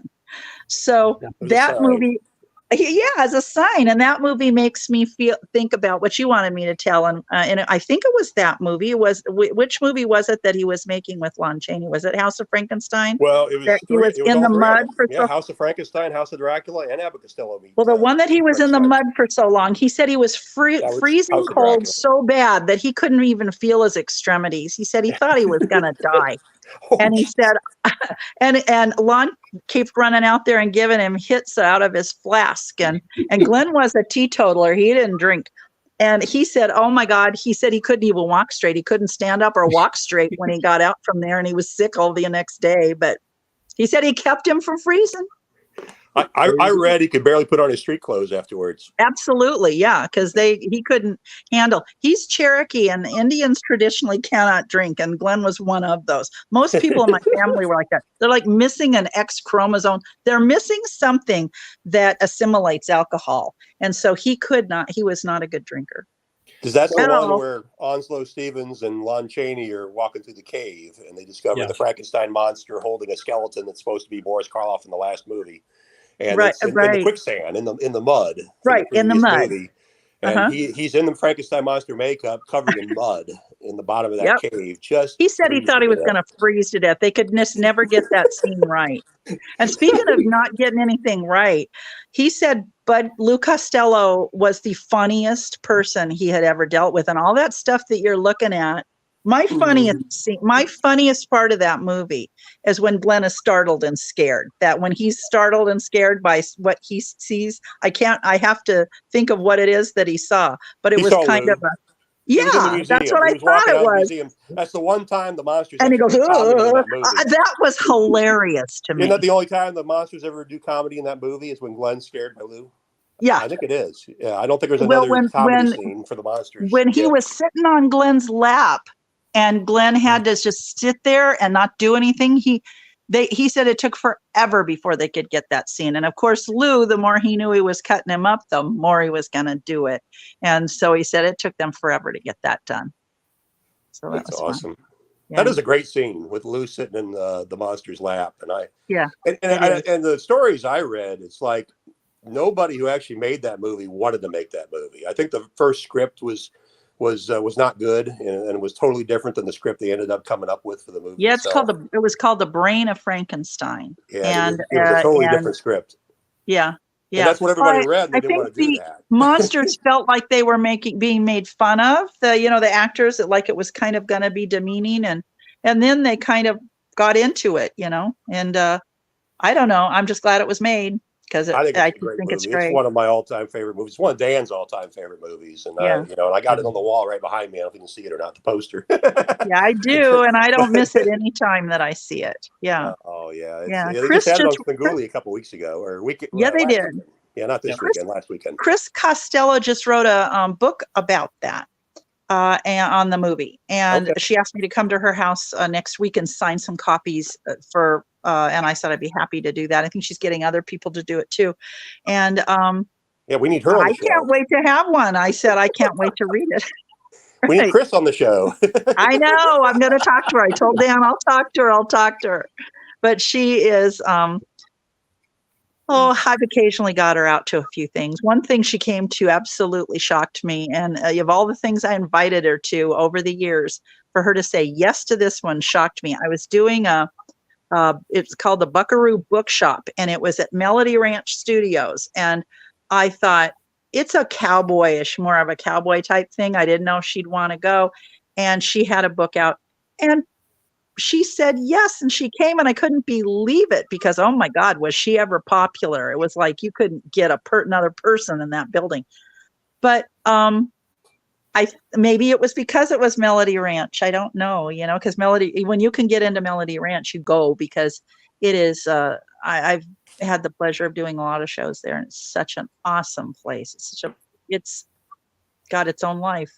Wow. Doesn't matter what's going on there. Just walking around in there where that's how I feel about movie studios. Walking around there where all those things happened and is phenomenal.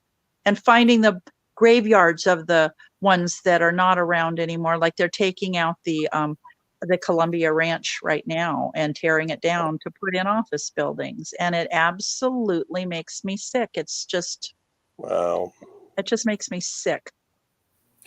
Well, this is something we were talking about earlier too, with so many digital channels that are up now. MeTV, Antenna TV, FATV, plus movies, the Movies Channel, and FMC. There is so much older content that is finding a brand new audience, and it's making brand new fans. And it is kind of heartbreaking to think that there's so much history that could still be there for these young fans to discover and experience. And this is one of the reasons why I'm glad to have folks like you on, so we can talk about the history of it, so we preserve it. Because it isn't one of those things where it's like, well, everybody who was interested in this, they've retired, they've moved on. This stuff develops new fans every year. I mean, we were talking about little kids watching Svengoolie and watching the Universal Monsters and discovering them, and them discovering Westerns again. So there's a whole bit of history. You're absolutely right. And I don't know, I don't want to step on anybody's toes or hurt anybody's feelings, but I've worked in every medium, radio, TV, film. There is the old Hollywood. There is nothing like that anymore. There's nothing new like that anymore. That is a medium and a genre that has come and gone. And I would rather see the old things than I would anything new that's going on any day. And I don't know that typically you always kind of typically think that is part of aging. Like when you get older, you think, well, what I went through, that was the best. Maybe it is, but I think there's a little bit more to that now because I don't see the same quality.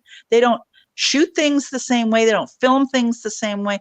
That all of that glitz and glamour and everything that I was lucky enough to be a part of isn't happening now. And I don't like anything on TV that's new. I want to find all those stations that you're talking about and watch all of those things. That's me. Friendly, this is an unpaid advertisement, but friendly.com They've got MeTV. They got MeTV Plus. They've got FET. They've got FCM. They've got the Movies channel. It's the Wow. only thing I watch these days. And Yeah, that's all it's a my great- husband it's a and great I service. watch are history documentaries and old television. That's all we watch.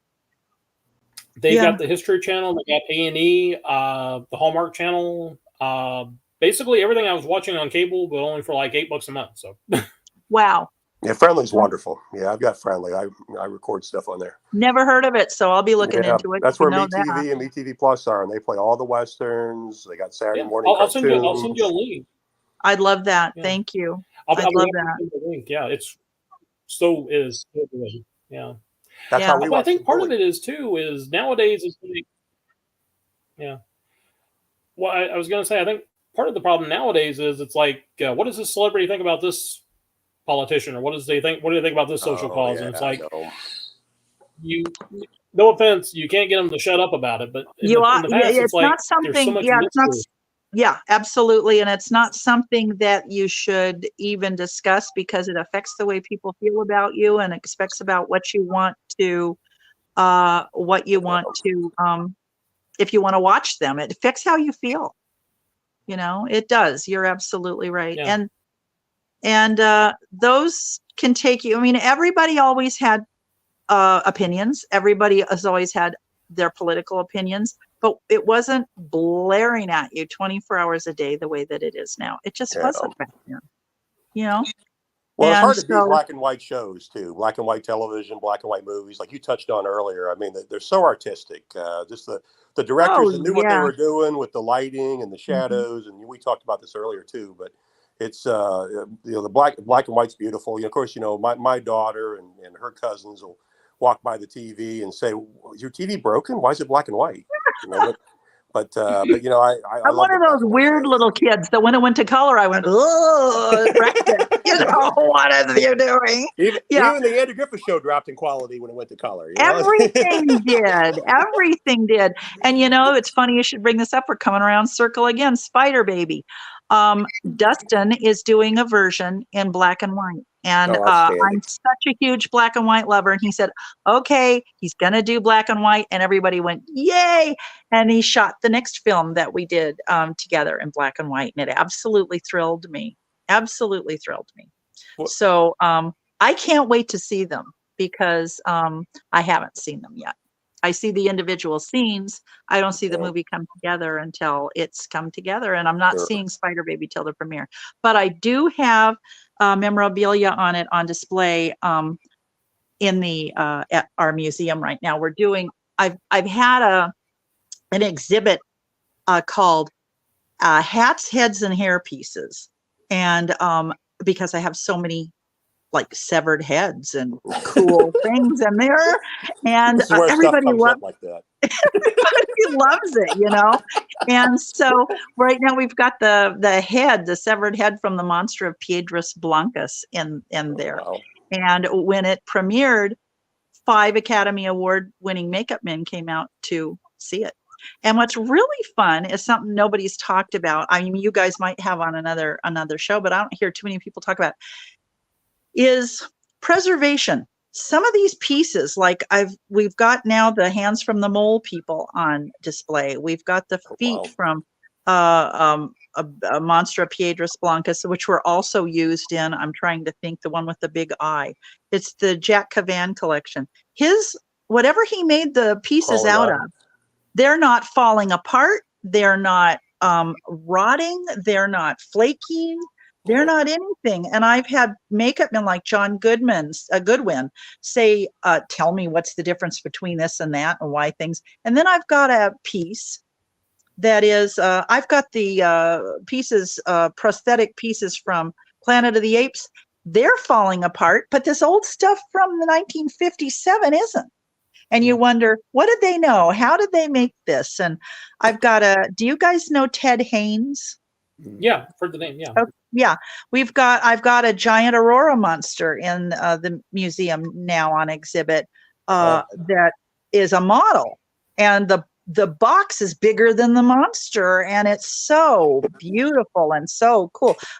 There are paints that are 4 feet tall and paint brushes that are 6 feet tall, and glue that's 5 feet long, and it's just wonderful and beautiful. But it fascinates me how some things don't last and some things do, and what the reasons are.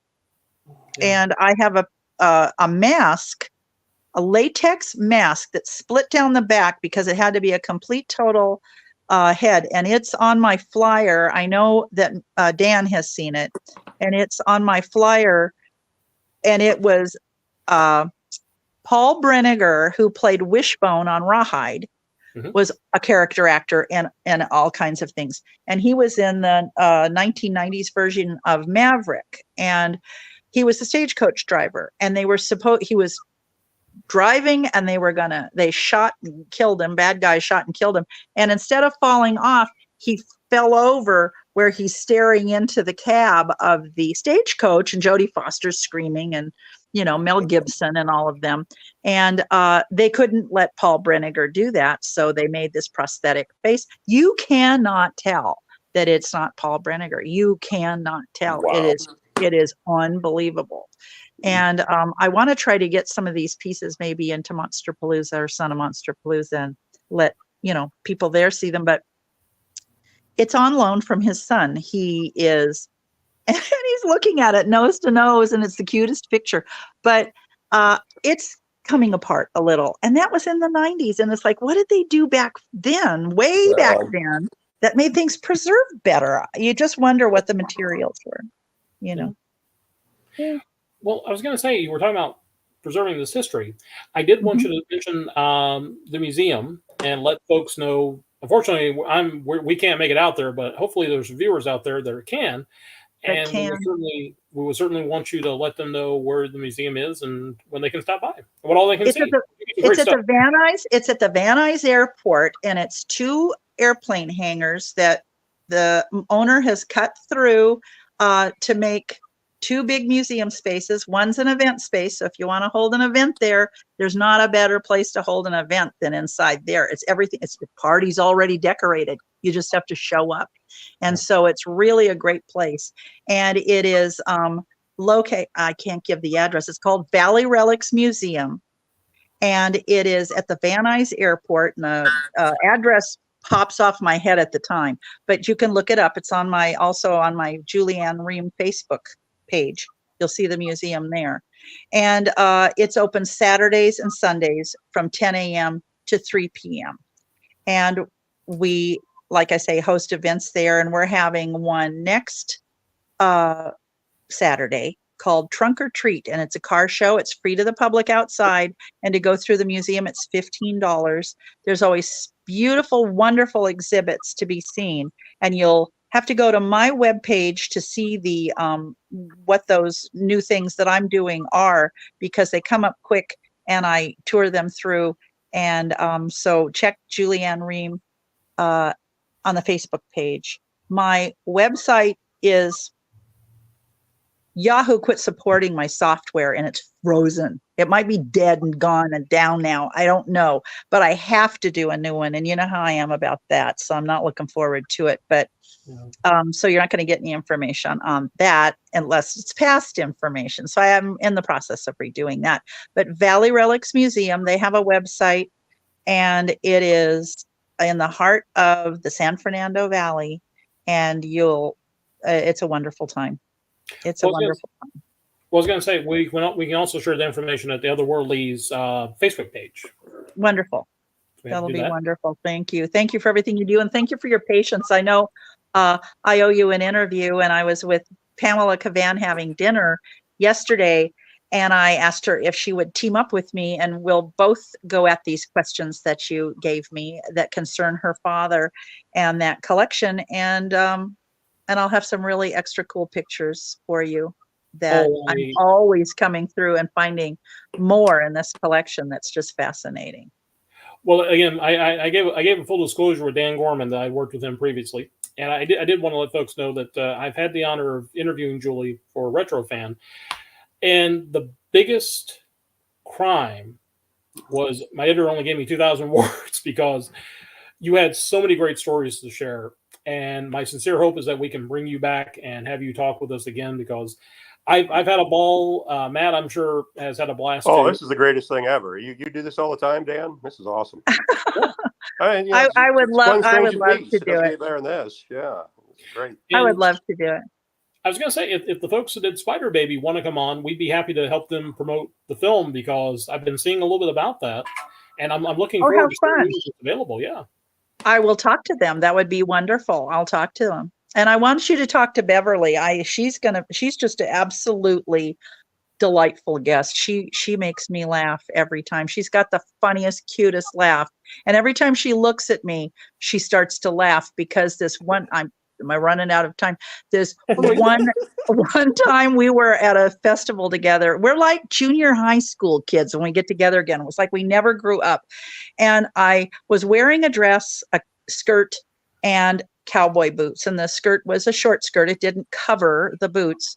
And we went back to our separate rooms to get dressed and come into the banquet. And I was emceeing the banquet. And I loved this pair of boots that I got so well, I bought 2 pair. And so I had 2 pairs of the same color at home because I loved them. And I threw the boots in my luggage. We went off to Indiana, and I had to be an MC. And it wasn't standing behind a podium MC. It was, what did I do? I'm sorry, I did it again. It wasn't standing behind a podium MC. It was walking around the room because we were doing an auction, and it was interactive. I brought 2 left feet, and I sat on the edge of my bed and pulled my boot on, and then I pulled my right boot on, and it was another left boot, and I went, crap. I just sat there. What are you going to do? I don't get upset because there's nothing I can do about it. So I just said, I have to wear these, and that's all there is to it. And I went out, and there was nothing else I could wear. So I went out, and I run into your buddy and tell her your sad story and want a little moral support. She got hysterical, and she couldn't look at me the whole night without getting hysterical. And she still looks at me and gets hysterical every time she just does, ever since I did that with those boots. I felt like I was spinning in circles the entire night. I was so humiliated. But we raised a lot of money for charity, so that's what matters, right? Oh, that's great. I would have said wear the one cowboy boot and wear like a high heel, and then you can be a little bit country and a little bit rock and roll. That's it. If you'd been with me, I would have done that. I was alone and had to figure it out, and I'm just wearing them. So I should have gone barefoot, anything. But that was funny. Do it Japanese style. Just walk around in your socks. That's what I should have done. That's what I should have done. Oh, it was funny. What I will say, Beverly Washburn is somebody that's on my bucket list of people I would love to interview. Soon as she can talk, I'll get a hold of her. We have the Spider Baby premiere on the 31st on Halloween at the, I'll put a link on my Facebook page. Tuesday. Yeah. Is it a week from Tuesday? I think so. She's flying in from a big chiller. Yeah, she's doing chiller, flying in at John Wayne Airport. And we pick her up on the 30th, and we stay in the hotels there. And then the next day is Spider Baby. And it's open. I'll have a link on my Facebook page for anybody. And I can give it to you if you want to share it, Dan. You know, I'm technically challenged. But anybody who wants to go, I'd love it. I wish you guys lived out here. I would show you so much fun. If I lived out there, I would probably be moving into the museum, because it would be that is the place that I've already told Chris Mackey, my buddy, that if I come to California, there are certain spots I want to hit. I want to hit the museum, the ranches that are still available where they shot some of the old films and cowboy shows at. Well, I'll take you guys on the cowboy tour. Plus, I hope it doesn't sound morbid, but I would like to do like the graveyard tours where you get to see like the famous cemeteries. That's part of my cowboy tour. That's the best part. Glenn is right out at Forest Lawn, Hollywood Hills, and it is directly behind Warner Brothers Studio. From where Glenn's laying, he's looking across at Warner Brothers Studio. And when you pull in, that's the only place when I pull in there, I feel like I'm 17 years old again, because it was my job to take my grandmother to everybody's funeral that died. And they were just dropping one after the other at that time, as they always do, and it's same thing happened with me in my lifetime. But I was always taking her there, and it was so cool, and seeing everybody, and they're all dressed done up in their Western duds, and I'd love to take you to do that. So if you ever get out here, we'll go. Last time person came out, my girlfriend came out from Georgia. I was officiating at Johnny Crawford's service, and she putting it together for his wife, and kind of producing it. And she wanted to come. She came out, and I took her on the cowboy tour. We put 500 miles in 2 days, taking her around to look at stuff. Anyone who's in love with show business, in love with Universal, in love with horror films, they've got to make it out to LA. You have to. You just have to sometime. One of these days, like I said, my buddy, we're working on a couple of film projects, and he keeps saying that, he keeps dropping hints. It's like, are you coming in December? Are you coming in January? And I'm like, it just all depends on the work schedule. I just have to find the time. But believe me, it is on the bucket list, because I would love to come out there. You got to do it, and make sure it's when I'm in town, and we'll show you a great time. And awesome. The museum owner, his name is Tommy Gelinas. He's been in love with neon signs and San Fernando Valley history for as long as you guys have loved horror movies. He loved it when he was a little kid, and he's now able to realize that dream. And we, as his team, try to everyone do their parts and keep that museum snappy. And I know you're always looking at the new pictures I'm able to put up, but boy, we'd sure love to get you out there. I would love it, because like I said, this is like I said, preserving the stories of people like Glenn, his contemporaries, folks like yourself, who are preserving this history. It's sort of like a mission in life, because I'm a firm believer, like we were talking about before. You look at a certain TV show or a certain movie, you may think to yourself, well, it's a fun show, but it was just a way to kill a half hour or an hour. Mm-hmm. But for other folks, there have been shows and movies that have saved people's lives. It's the reason why people have come on. And plus, too, it's just fascinating to hear the stories about the people who made these. And they're they're all the pioneers. There really are pioneers. Each person is a pioneer in their own genre, and that includes you. You're putting out, you're preserving history by knowing you need to record it, and every genre, every level of it, from vaudeville to film, to TV, to radio, to all of it is they're pioneering that field, and we're all are pioneers in our own way, and just wanting to keep the legacy alive is important. Everything's so interconnected. It's sort of like we were talking about with the modern superhero films, having actors and actresses that appeared in previous productions do cameos. It's that acknowledgement of the past. So it's always wonderful. Right. It is, absolutely. And there are so many wonderful stories. There are some heartbreaking stories. And the thing is, it's somebody's story. And you were talking about keeping the memory alive of people like Lynn. And I would hope they would like to have their memories remembered. That their I know that they would have had enough signs that I know that they would. I just know that, and I felt lucky to have accomplished as much as I have in what I've done myself. He's got the rock that he shot the Texas Rangers from out at Iverson Movie Ranch in the Garden of the Gods was named Glen Strange Rock now, and there's a brochure. I'll take a picture of the brochure and post it on Facebook so people can go do that. But all of that, I've been able to accomplish a lot, and there's a few more things that I want to accomplish. And I hope that I make those for them, for he and for my grandfather. Different awards that I'm able to get them, but there's other things that I want to do. I think it's, other than getting awards, that's nice, but it's more important, like you say, preservation is the most important part of it all. Preservation, more than acknowledgement, it's preservation. And I'm grateful to everyone who loved him, because he was just exactly what you would think he would be like. He was just exactly what you see. He loved children. He loved children, and he loved to cook. And he was a songwriter, and he was just exactly the way he was. There wasn't any arrogance about him. There wasn't anything that other than he and my grandfather were just pure pleasure. And I recently found something that I want to find a way to share, and it's a DVD of them doing a musical show together. And I had never seen it before, and it popped up when I was looking for Glenn.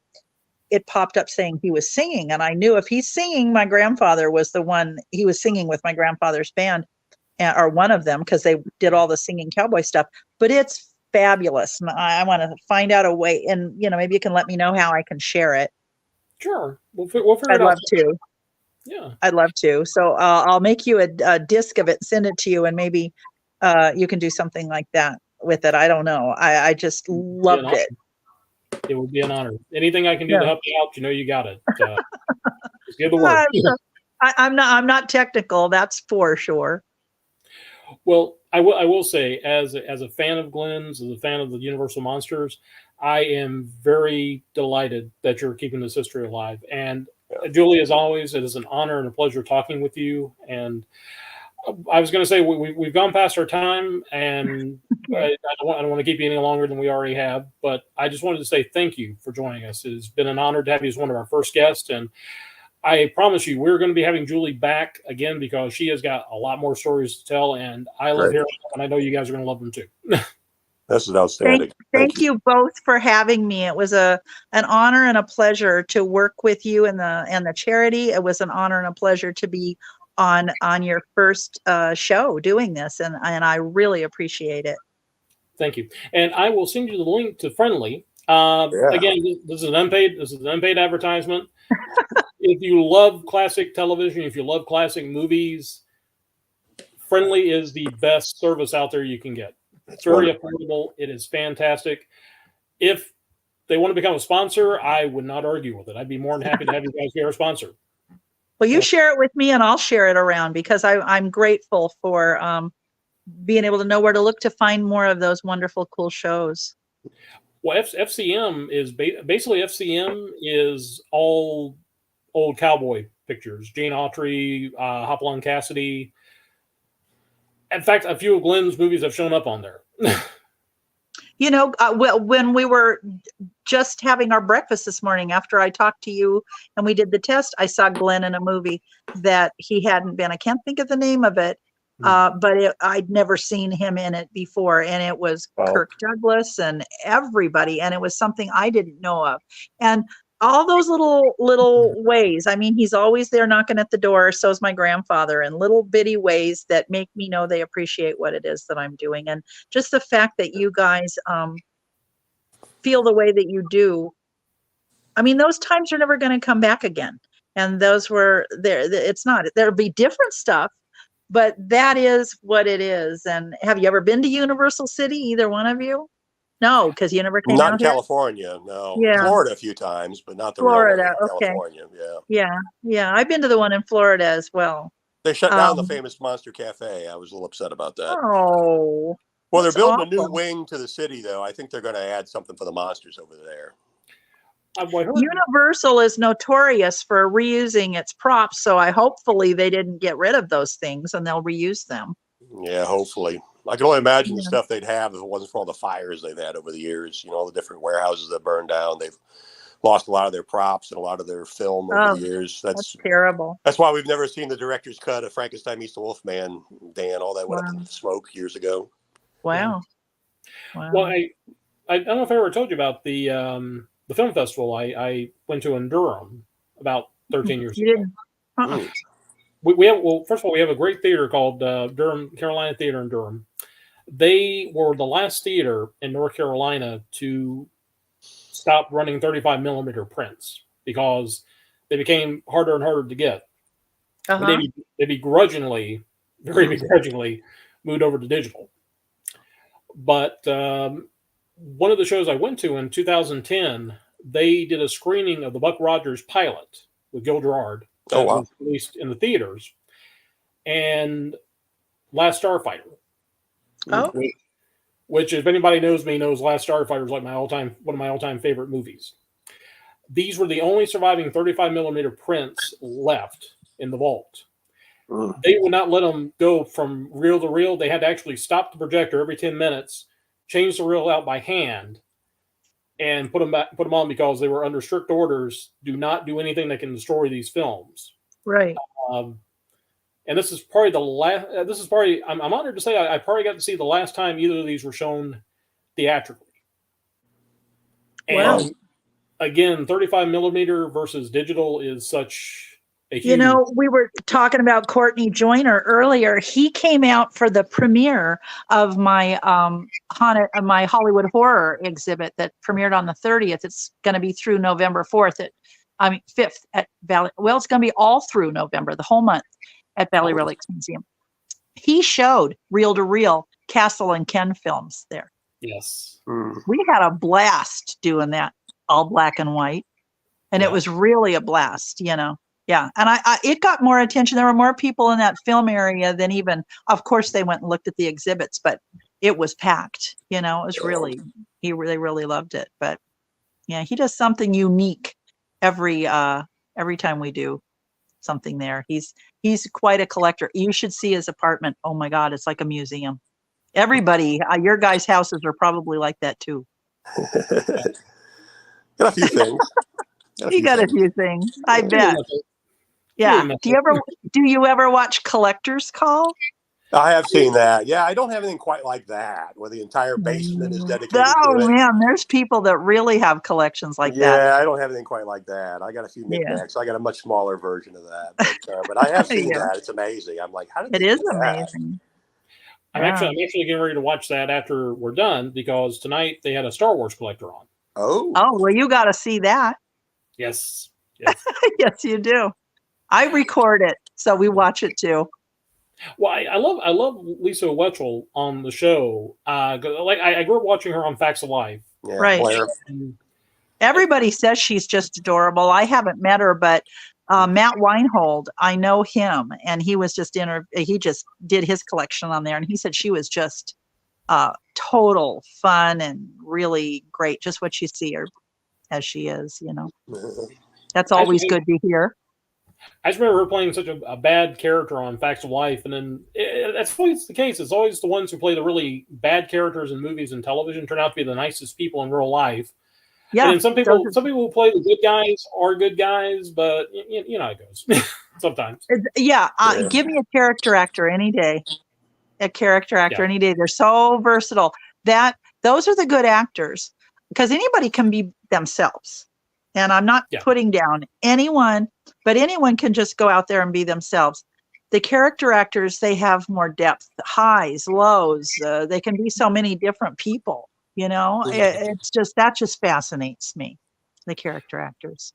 Yeah. Well, we're mentioning William Take them over. What's that? We were mentioning William Shallock this morning. Right. And it's funny watching him on a sitcom and play the straight man or play the comedic part. Right. And then watch him do a dramatic role. And again, it's all these different ranges, and it's like we need you to be funny, we need to be serious. And again, that's real talent. That's real talent. It is. It really is. The real actors are in there. Over the leading man. And well, one of my favorites is Earl Holliman. I love Earl Holliman, and he's still with us, thank God. And he was in this movie that Glenn was in. And today too, I can't think of the name of it. I'll have to tell you later, but he can be just break your heart, sweet, and he can be the baddest bad guy. And he has a wonderful range, and I wouldn't consider him a leading man. I'd consider him a character actor, even though he's definitely an A-lister. There is no doubt about that. But Martin Landau is an A-lister, and he was a good friend, and he was a character actor. Yeah. Yeah. So give me the character actors any day. That's where all the talent is. And the stunt women and stunt men. We'll have to talk about that one of these days too, because I could tell you stories that'd crack you up about stunt men. Yeah. We have to do this again soon. Absolutely. We definitely will. Anytime. And Dan, my maiden name was Johnson. Really? Yeah. Actually, it's Johansson, and they Americanized it. So I don't know. You have to look to yours could have been the same, because my grandfather was Norwegian on that side. So it was Johansson, and they never legally changed it. They just went to Johnson, but I went under Dan Johnson. Yeah. I'll have to check. The only thing I know about our history is that we basically kicked out all the good countries in Europe. So there you go. We all do. And who doesn't have a horse thief in their past? My whole family does. Even Rex Allen's family has a horse thief in their past. Well, thankfully, most of them only played that in the movie. So that's right.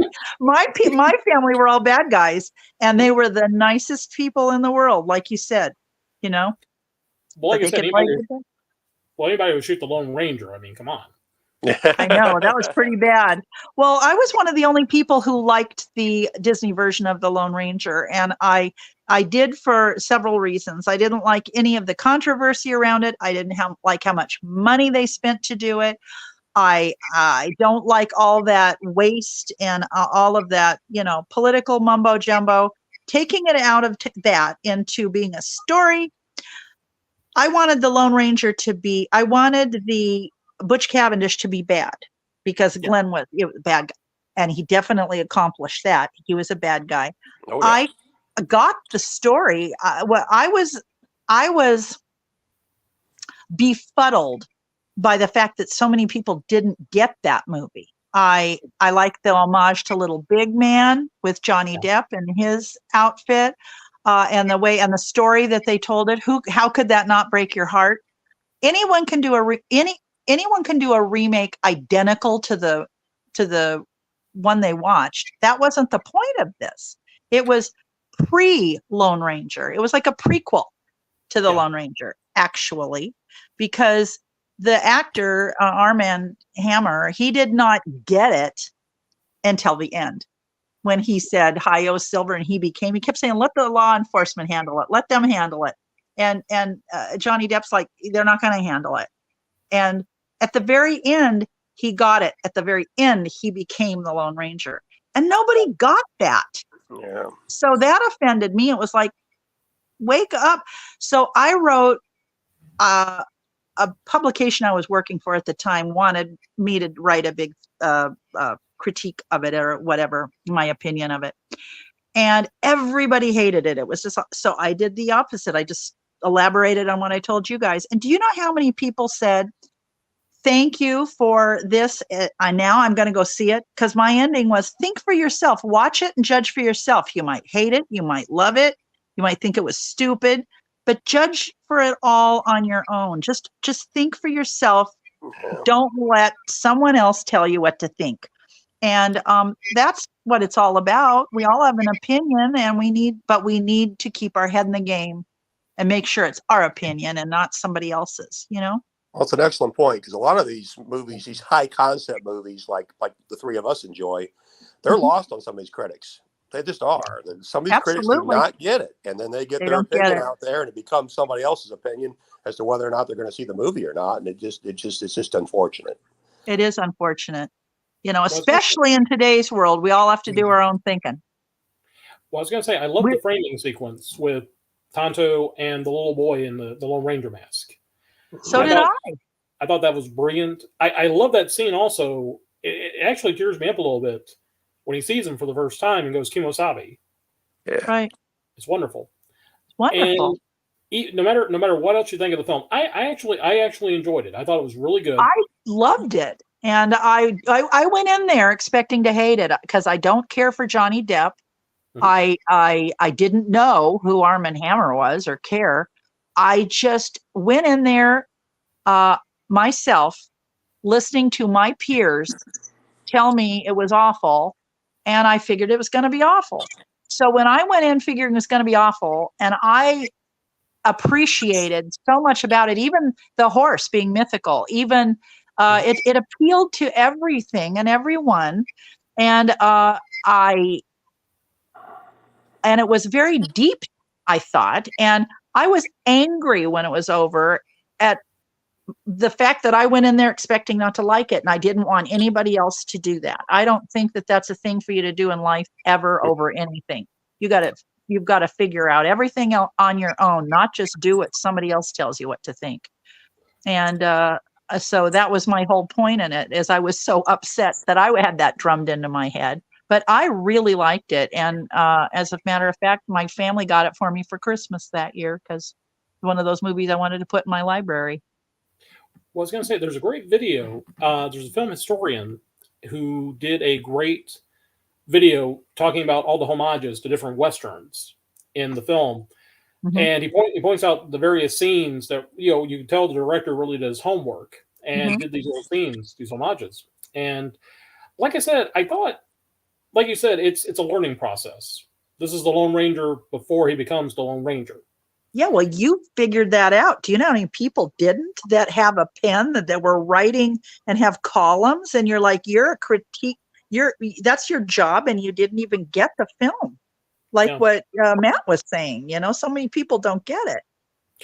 But I've told people, even if you watch the beginning of the film and you don't like it, if you absolutely hate the beginning of it, the last part with the train sequence is absolutely amazing.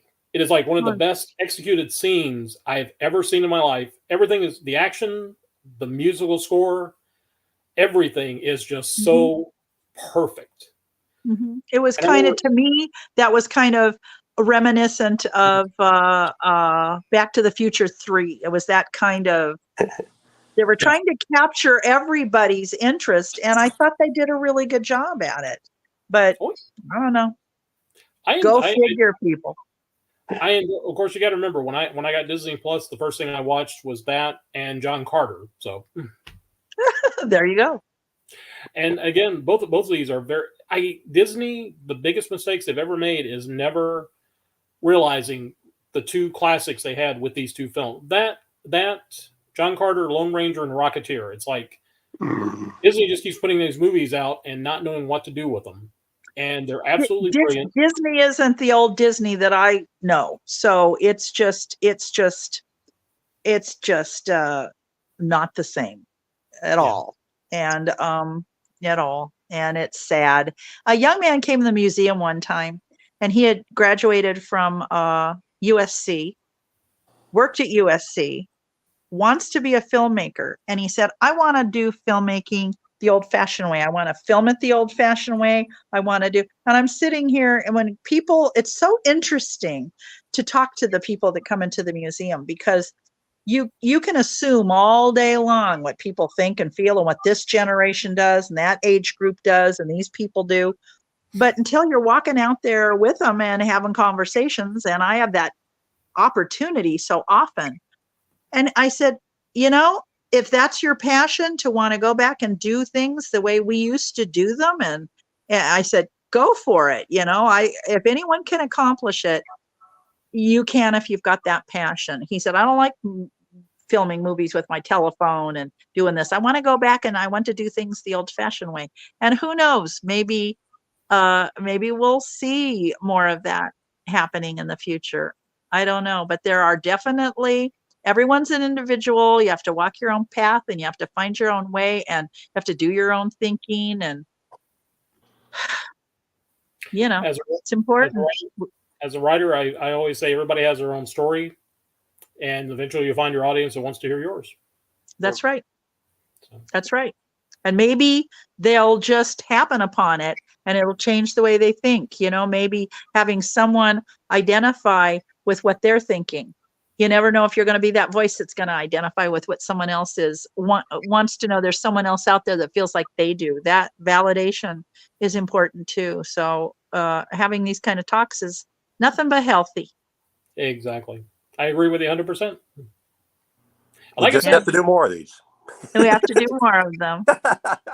Well, anytime. We're definitely going to be doing one next month. We need to set up a time and line up some guests. For folks who are wanting to tune in next month, we're going to be talking. We're going to be serving up some turkeys for Thanksgiving. It's going to be cult and bad movies. Really, really, really, really bad movies. Kind of like the last Fantastic Four movie, kind of like that one. Well, I'm thinking about walking the line, because you've got films that people look at and they say, well, like Plan 9 from Outer Space is a bad movie, and it's like, no, it was an incompetently made movie. The story is not bad. I mean, the story about aliens coming and resurrecting the dead is actually that's like a tentpole movie. And it's like, if you had somebody who had, and even Ed Wood, there are some scenes, like that scene where Tor Johnson's getting out of the grave and it's underlit. That's actually not bad. That's actually a very good scene. And for what he had to work with, I mean, you give Ed Wood like $500,000, he probably could have turned out a very good movie. I mean, I don't think he's any more incompetent than a lot of other directors out there. Yeah. No, I don't either. I mean, look, people are still talking about him all the time. Yeah. So, and God love him. If you worked with him, he kept you. I mean, I love him because of the fact that he was. I know there are some people that say he exploited Lugosi, but at the other time, he gave Lugosi work at a time when none of the other studios were willing to work with him. Well, they thought he was dead. Other studios thought he was dead. So I mean, at least he was passionate enough to say, "Hey, I want you in a movie," and that's I don't think it's fair to say somebody exploits someone, because nobody made him do it. He wanted to do it. So, I know some children of actors who aren't happy with some of the choices their family made when what they did with the movies. Like, they were real popular, and it's always about doing a horror movie that they didn't like that they did. And I don't think that's fair, because they made the decision to do it. And if they like, I know some kids who was like, I'll only talk about these movies, but I won't talk about those. And that's not really fair, because if they made the decision to make it and they wanted to do it, you should be happy to answer questions about it or listen to what people have to say about it. It doesn't mean you have to like it. Doesn't to listen to what someone else has to say. I just don't think that that's fair. I went with my criteria of the kind of movies I'm trying to work on and agree to work in and on. If there's something my family would do, and if there's something I could sit and watch with my family, and what they would do, if it was good enough for them, it was good enough for me. And they did it at the latter part of their career, and I'm doing the same thing. And it feels like an honor and an homage to me. And that is my motivation in it. And look, do you think half the things that are, classics now were maybe done with a very unserious bent to them, and they never thought, like, who's going to see it? And they end up being people's favorites. So like all those people that turned down or felt bad about Abbott and Costello Meets Frankenstein, I bet they wish they'd done it. Definitely. Well, Well, there are films out there that are Academy Award winners that are lost to time. There are films that they can't find copies of them. That's right. Yet, if you want to watch an old Gene Autry picture, or you want to watch a Universal Monster picture, they're readily available. They've stood the test of time because they ran on television. It wasn't one of these cases of, well, we can't have that on television because we need to be on the theaters. So right. Well, people like us are still talking about them. There's still documentaries being made about these movies and the actors that are in them. There's some very famous actors. They're not making documentaries about some of them nowadays, but they are. That's why I think it's always important for you to include, if you're going to do a remake, include a cameo of the actor if they want to do it. And Beverly, she couldn't imagine it being done without her. She wished she'd done more. He used her for a cameo. She said, I would have done the whole movie, And so I think it's important. It's important to pay them that homage, and it's going to be a little hook a big hook of interest for your movie. And who knows, maybe these things there'll be other people 30 years from now talking about these movies that we're making now. You just don't know. Well, I do want to clarify. I never thought would exploited Lugosi in any shape, form, or No, fashion.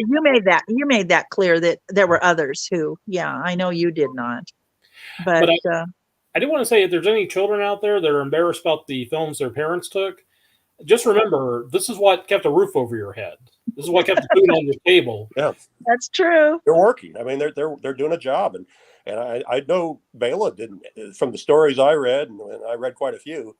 About he didn't have any regrets about being in Ed's movies. I mean, he was working, and he just wanted to do that character. He wanted to do. He loved being that character. He wanted to do that character. He was that character. That's what the fans wanted to see, and he was looking out for the fans. I mean, that's absolutely, yeah. Absolutely, I agree.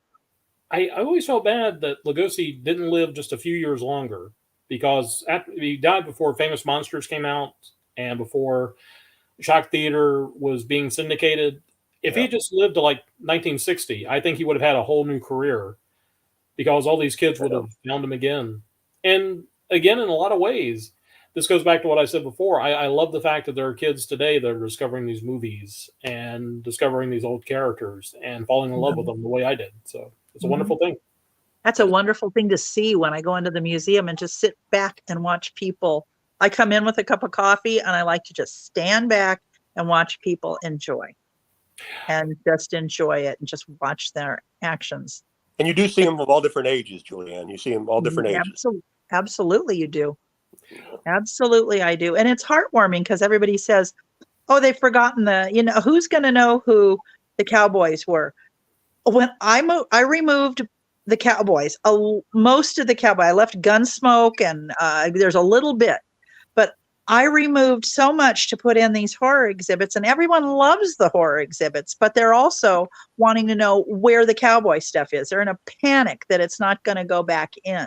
And they're not all my age. There are a lot of younger people coming in. And it's amazing because it's such a big part of the Valley to have made those right there in the Valley. I've got the Iverson Movie Ranch sign where they made those, and they made horror movies at the Iverson Movie Ranch too. And they miss it. They don't want you rotating anything. They want you to just keep adding, and we need there to be a museum fairy that will keep throwing money at us so that we can get another hangar and move next door, You need bigger space. You need a couple more buildings. So absolutely. Well, I'll tell you what, if I ever hit it big, that's my first donation, is get you guys another building. So oh, wouldn't that be great? Wouldn't that be great? Yeah, we were on our way saving for a move to a piece of property and build a building, and COVID just sucked that away. So we were lucky to have come out the other end of that. So a lot of people didn't. Yeah, so I'm not everybody did. No, not everybody did, and so I'm not complaining. But but by the grace of God, we get to do what it is we're doing now. So. If it's a little harder work to keep rotating, that's what we'll do, because, it's all about preservation. Exactly. You know what? I put that hashtag at all my posts. History is beautiful. And it is. It is. And I've really enjoyed talking to you guys. Well, it's really, again, it's an honor. It's always a pleasure talking with you. And like I said, we're definitely going to get you back as soon as we can. I would love that. This has been outstanding. Thank you. You're very welcome. Thank you again. And thank you for staying over with us. We appreciate that very much. My pleasure. And like I said, we'll go ahead and let you go now. We'll let you get back to your Sunday. But I will send you the link also for Friendly TV. And trust me, you get it. It'll change your life. It is the best. I'm so excited. I can't wait to get it. You're going to love it. It's the DVR especially, you can record things up to 3 months or 9 months. Oh, wow. Okay. Terrific. Well, I'll check it out. I promise. I'm looking forward to it because I love all those old shows. Well, like I said, they've got all the, like I said, MeTV Plus, FETV, Hallmark. It's something that it really is. That's wonderful. Wonderful. And you guys enjoy the rest of your Sunday too. I think your Sunday is closer to being over than mine. I get to go make dinner for my husband. Well, he'll appreciate that. Yes, he will. Well, I'm off work tomorrow, so I'm just going to watch some Kolchak episodes and then get some work done. So. Oh, didn't you love that movie last night? I loved it. Yes, I'm looking I forward to loved it. We walked in the door from having dinner with Pam and her husband last night. We walked in the door at 8:00, and I ran straight to the TV and got there just in time. And it was, I loved it because that was the Las Vegas that I grew up in, was that time frame. It was 1972. That's the year I got married. So I love looking at all that old footage of Vegas being like that on top of the movie. But I really loved that movie. Well, I've always been a huge Darren McGavin fan. Me too. I was actually one of the people who was lucky to see A Christmas Story in the theaters when it first came out. Mm-hmm. And I remember telling people for years, it's such a good movie. And it took about 10 years for everybody to catch up and realize how good it was. Oh, it was hilarious. He was absolutely hilarious. Absolutely hilarious. I'm still friends with Scott Schwartz. Really? And yeah, oh yeah. And I've used him in several of my movies. Yeah. Yeah. So I just love him. Yeah. He would be a good guest too. He would be a good guest. Yeah, absolutely. I'll rack my brain and I'll put a list together for you and see what you think. He was in that movie with Jackie Gleason and Richard Pryor also. The Toy. Yes. Mm-hmm. Another one of those films where unfortunately we lost two legends, unfortunately. Mm-hmm. Yeah. What a gift for him to get to work on them. Yeah. Yeah. He was great. Awesome. Yeah. Well, Julie, again, it's just been a pleasure. Thank you very much for joining us. Oh, thank you. It's a great way to spend a Sunday afternoon. Awesome. Okay. And happy Halloween to you and much success with the museum. Please keep posting the pictures. I love seeing them. Thank you. And I sure will. Thanks, Dan. And thanks, Matt. Oh, absolutely. Thanks, Julie. You have a good night. Thank you. Bye-bye. Bye. Oh, that was awesome, Dan. That was some good stuff. I agree with you 100%. Like I said, Julie is the best. She, like I said, we just tipped the tip of the iceberg when it came to stories too. So, Well, yeah, I could tell that there's a lot more we could do there. Yeah. Well, like I said, for folks that are watching either live or on YouTube later or Facebook later, we want to thank you for joining us. Again, special thanks to our guest, Dan Gorman and Julie Ann Ream. We appreciate you folks coming on. Both outstanding. Yes. Special shout out again to Steph, our producer. Thank you again for running things behind the show. Matt, thank you for joining. Yes. And Matt, do you have any final words before we sign off for tonight? Oh no, this has been an absolute pleasure. Hopefully, this is the start of something special. I think it's going to be. Well, I just want to remind everyone again, please, if you get a chance to, if you've enjoyed the show tonight, check out the One Simple Wish website. Again, there are a lot of kids in foster care that they're not asking for the world, they're asking for the simple things that a lot of kids take for granted. And you can be the person that lets them have a happy Halloween or even a happy Christmas. So please check them out. Some of the wishes are as little as $10. So please do that. And stay tuned to Otherworldly Fundraising. We'll be announcing when our November show is going to be. Again, the tentative theme is going to be Thanksgiving turkeys. We're talking about cult movies and some of the bad films that we love. But for now, everyone, happy Halloween. Be safe. And if you get any of the large size Snickers, send them to me. Too much is never enough. It's never enough. Like I said, go for the big size candy bars, kids. Bye.